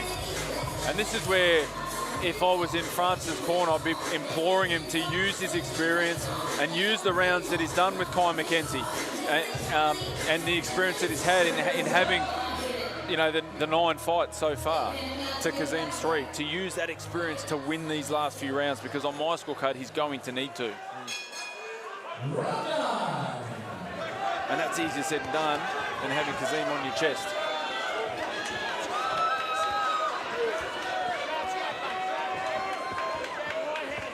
See that nice, just subtle movement by Kazim when he's sitting on his chest. He can miss punches with the best of them. Great back and forth action. Both fighters having their moments early in round 9. Low blow there, so going to call time, Gary Ingraham. And again, is this a case where do you take the full minutes that you've got, or do you basically go straight on him, because depending on the opponent? Well, the fighter in me, Brett, says you don't even worry about it. But sometimes it's tactics, isn't it? But the commentator in me says, take your time, have your big deep breaths. And then... We've seen a lot of grueling fights tonight, but this one is probably, one of the most fast-paced, not just tonight, but Thunderdome history. Yeah, the pace. You're right, and I've said it before tonight, you're right, and I'll say it again now that both boys will sleep well tonight. They put a lot of work into these camps. The supreme condition to go, in almost 10 rounds. Just look at this action. This after a little break, and look at them go back at it again. Both Kazim and Chiu. Look at this. Kazim not throwing, stop throwing, and then Chiu firing back. Look at this. Look at them both go at it. It's like round 1 again. And the crowd's definitely getting their money's worth. The viewers at home are getting their money's worth. We're getting our money's worth, Brett. There's Seats Mouse. Incredible stuff. I just think that the fighting on the inside is just not where Francis Chiu wants to be. No, and that left lands again by Kazim. Doesn't seem to phase Chiu. They're both tough guys. I mean, they're both taking some punishment tonight. Nice uppercut there by Chua, so he needs more of that. A little slaps. You see, those punches just don't seem to be doing enough. Nah, they're more annoying than anything. Yep. Look at that. Again, the furious pace is just astounding. Yeah, I mean, I think it's fair to say we probably expected that from Francis Chua, but for Kazim to go this, against probably first 10-round fight. Yeah, wow. What's happened here? This way up against the ropes, a little rest again. And again, see, at this stage of the fight, both boys are just coming a little bit around the side. If they could change the angle of their punches, make them a bit shorter, straight down the middle. And I can hear H right now. Jab, jab. I can hear him. He's not here, but he's jab, just jab. If they set it up with a jab, I think we could have a finish to the fight. Yeah, I mean, it's not been one of those fights, has it? It's been a phone box type of fight where the jab hasn't been able to be established. So.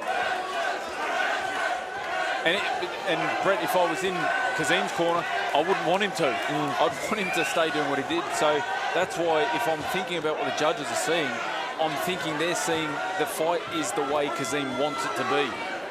Oh.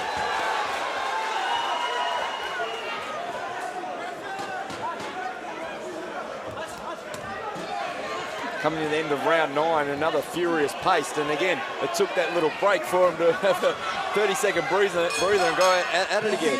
Incredible. Got 1 round to go in the main event of Thunderdome 34. Yeah. And what we should say is that Francis Chua had a great fight. Obviously, he had his draw here for the state title against Pino Gracetano. And I thought Francis won that fight. Yeah. The judges sort of got it wrong. He was unlucky to get the draw, but Kazim took care of that in his first pro fight. So there is a little bit of history between the three of them. Yeah. As you like to say, if you're in a triangle in the ring tonight. Well, not much slipping tonight in the ring. There's been a couple of slips from Sahoye, but the one before. I don't know whether you maybe went in there and fixed it up, mate. I fixed it up in there. Had a bit of a skate. It was fine. This, I feel, is going to be fireworks in the 10th and final round because they're not going to stop throwing it to the final bell. I absolutely agree. I think minutes left in our main event. I think the fans are in. I think Kazim's shorts are wetter than I've ever seen. he's dripping. They've poured the water on him. And I think this last round is going to be action-packed. I agree with you, Brett. The fans are going to get their money's worth. And surprisingly, they've started out slow. Oh, they're waiting for their openings, I think. It's going to pick up for sure, especially, again, if we get to the last minute of the fight, because, again, they might be going to start early here. Look at this. Yeah. See, Francis, chance coming into the scene. We've heard Kazim, we've heard Francis. Chance from the crowd. Look at that. I saw ours. They look like hammer-down fist from Francis Chua, but I think at the moment he's just thinking, whatever I can throw, I'm throwing. He's trying to go the body a bit this round as well. Because they're going to be tired boys tomorrow. They're tired now. They'll be sore and sorry. Well, one of the boys will be sore and sorry, but they'll be having the belt around their waist and it'll make it all worthwhile. Yeah, absolutely. Another slip. The agony and ecstasy of boxing. But what a fight they've given the crowd. What a promotion Tony Tolles has done again. The first fight after COVID in Perth, and look what he's put on. Yeah, absolutely. Evenly matched fights. And entertaining. Yep. That's the thing. That's what the fans want to see. They don't want to see one-sided belt downs. Styles make fights. Yep. Every fight that Tony Tolles has put on tonight has been a 50-50. Oops. They'll break, and that's all right. That's not too bad. I think Gary's been impressed with the fight. He wouldn't give a point away at this stage. No.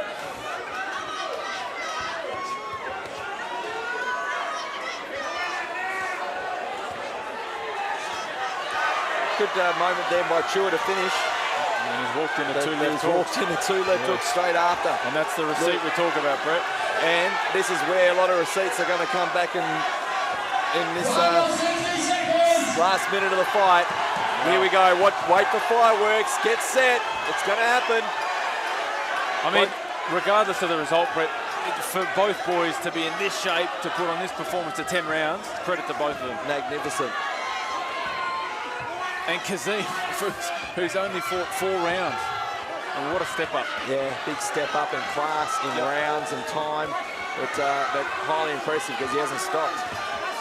Both guys haven't stopped. And let's see what the judges think. You never know. We don't know.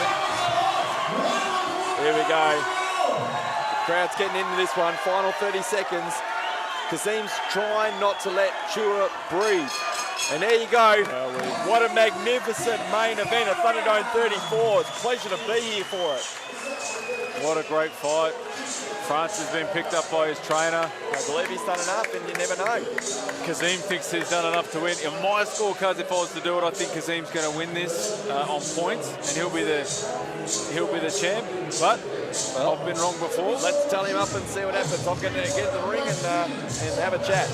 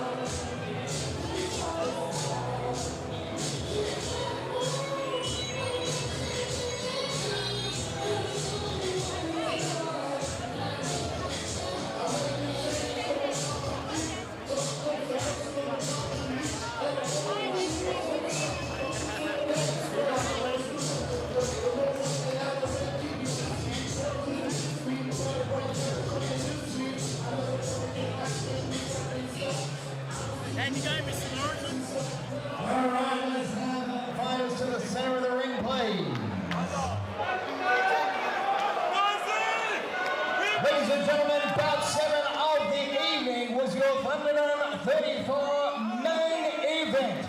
We had 10 rounds of action in the super featherweight division. Before we get to the judges' decision, let's hear it again for these fighters. What an epic battle!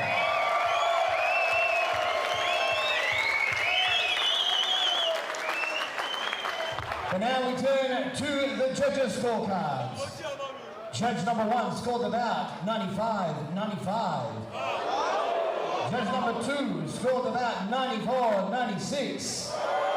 Judge number 3 scored the bout 93-97. Ladies and gentlemen, your winner by majority points decision and the new WBA Oceania Super Featherweight Champion, the blue corner, Francis Chua.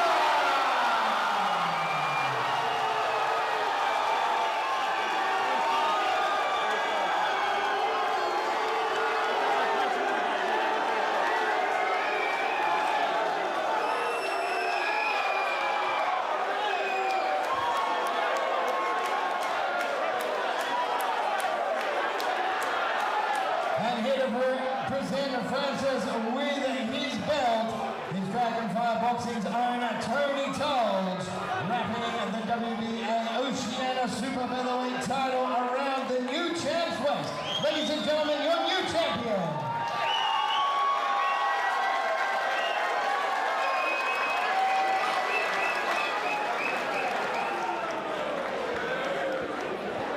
Ladies and gentlemen, that was a hell of a main event.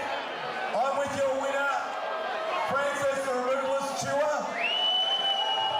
First of all, congratulations on putting on a magnificent main event at Thunderdome 34. Boxing is back. It's one of the most fast-paced fights we've ever seen at Thunderdome. From the start of the bell for 10 rounds, both you guys just did did not stop punching. I've got to ask though, you heard the crowd's reaction after the decision was read. How confident were you going to the judges' scorecards?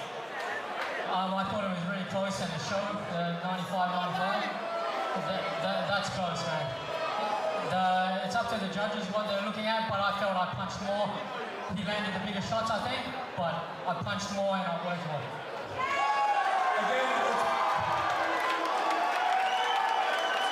Again, it was a magnificent performance by both of you guys. I'll speak to Kazim in a moment as well. But again, did you feel that there's any ring rust in the ring tonight? Because you haven't been in the ring since you've bettered your injuries. You're a magnificent fighter. We think that you've basically beaten Clyde McKenzie twice. A lot of us think that. But since November 2019, since you've been in the ring, did you miss it? How did you feel in there tonight from the start? I've missed it, yeah, I have. But it's difficult, you know, with the whole COVID and everything. I just want to say thank you to everyone here for coming down, supporting Dragonfly. Thanks to all the Dragonfly team for putting the show on. We are so blessed to be in Western Australia that we're able to do something like this. Look how many of you are here. Thank you so much for supporting this event. Yeah, the last thing I wanted to do was train, to tell you the truth. I wanted to learn how to fish and go camping and, you know, survive in this world. But I think sport, it brings hope to everyone. So when Tony gave me the go, I just said, yeah, let's do it.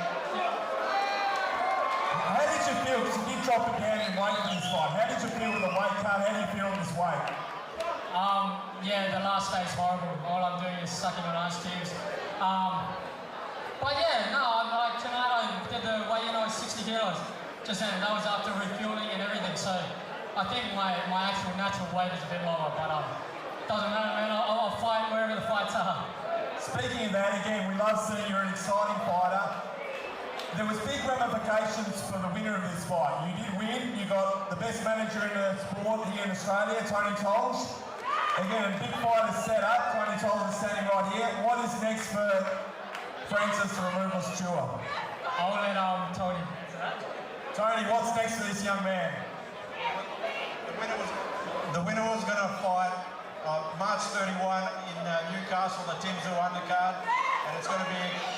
It's not finalised yet, but it looks like it'll be against Liam Wilson. And the winner of that, within 90 days, will fight Billy Jim. So, huge victory tonight. That's huge breaking news here at Thunderdome. Magnificent. Ladies and gentlemen, is there anything else you want to say before I speak to Kazim? Yeah, I just want to say how much I love my beautiful wife over there. She's up there somewhere. Hello, baby.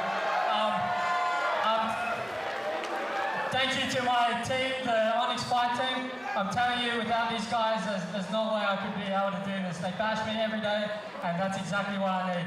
You know, this place as well, Metro City, I have a lot of memories of this place. You know, and now I just added one more. You know, to tell you the truth, I met my wife here as well. So it's a very special place, and now I'm the king of this place. So thank you very much. I just want to say thank you as well to my family and friends up in the heavens. You know, they're always watching me and wanting the best for me. That's why I always have the Lions come out and dance with me. Okay, thank you. Ladies and gentlemen, your winner, new champion, Francis the Removalist Stewart.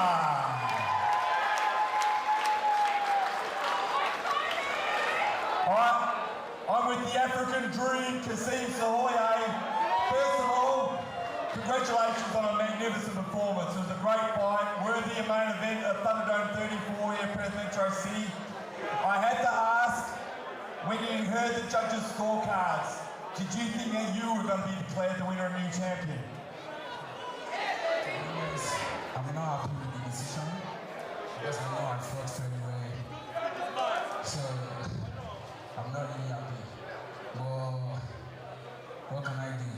So I really appreciate to everyone that come out because of me. I say big thanks for your support. So I thank everyone. I thank my coach, the WBA, for giving me this opportunity. So I'm not happy with the decision. So I can't do anything. But I really appreciate everyone that come out because of me. So I really say big thanks to you.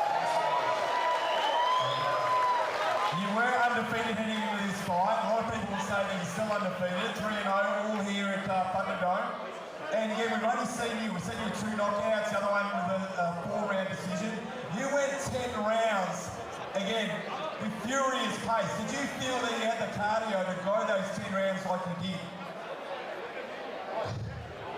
I know you're tired now, but I'm good to go. You know, I don't feel tired. I'm good to go. So, the judges just everything in me down. But I can't say, I don't have much to say. But I thank Coach Tony Touch, the WB, my coach. So, I don't have much to say. I say big thanks to everyone that come out because of me. Love you all. I'll see you guys soon.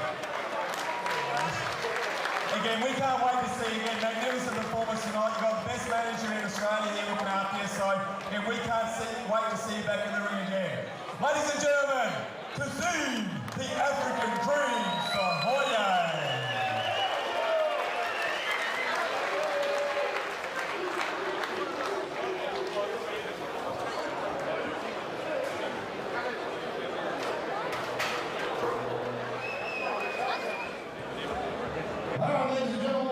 To the end of Thunderdome 34 here at the Metro City nightclub in Perth, Western Australia. Thank you to all the fans who joined us here in the venue and to our fans joining us around the world live and online. We will be back with Thunderdome 35 in May. Follow Dragonfire Boxing on Facebook for more information.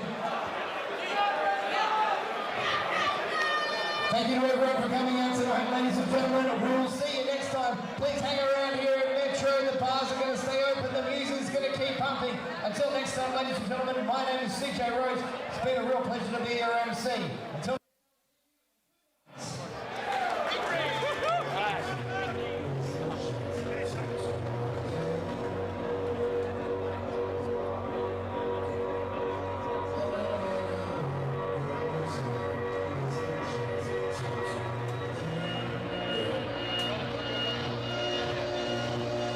Oh,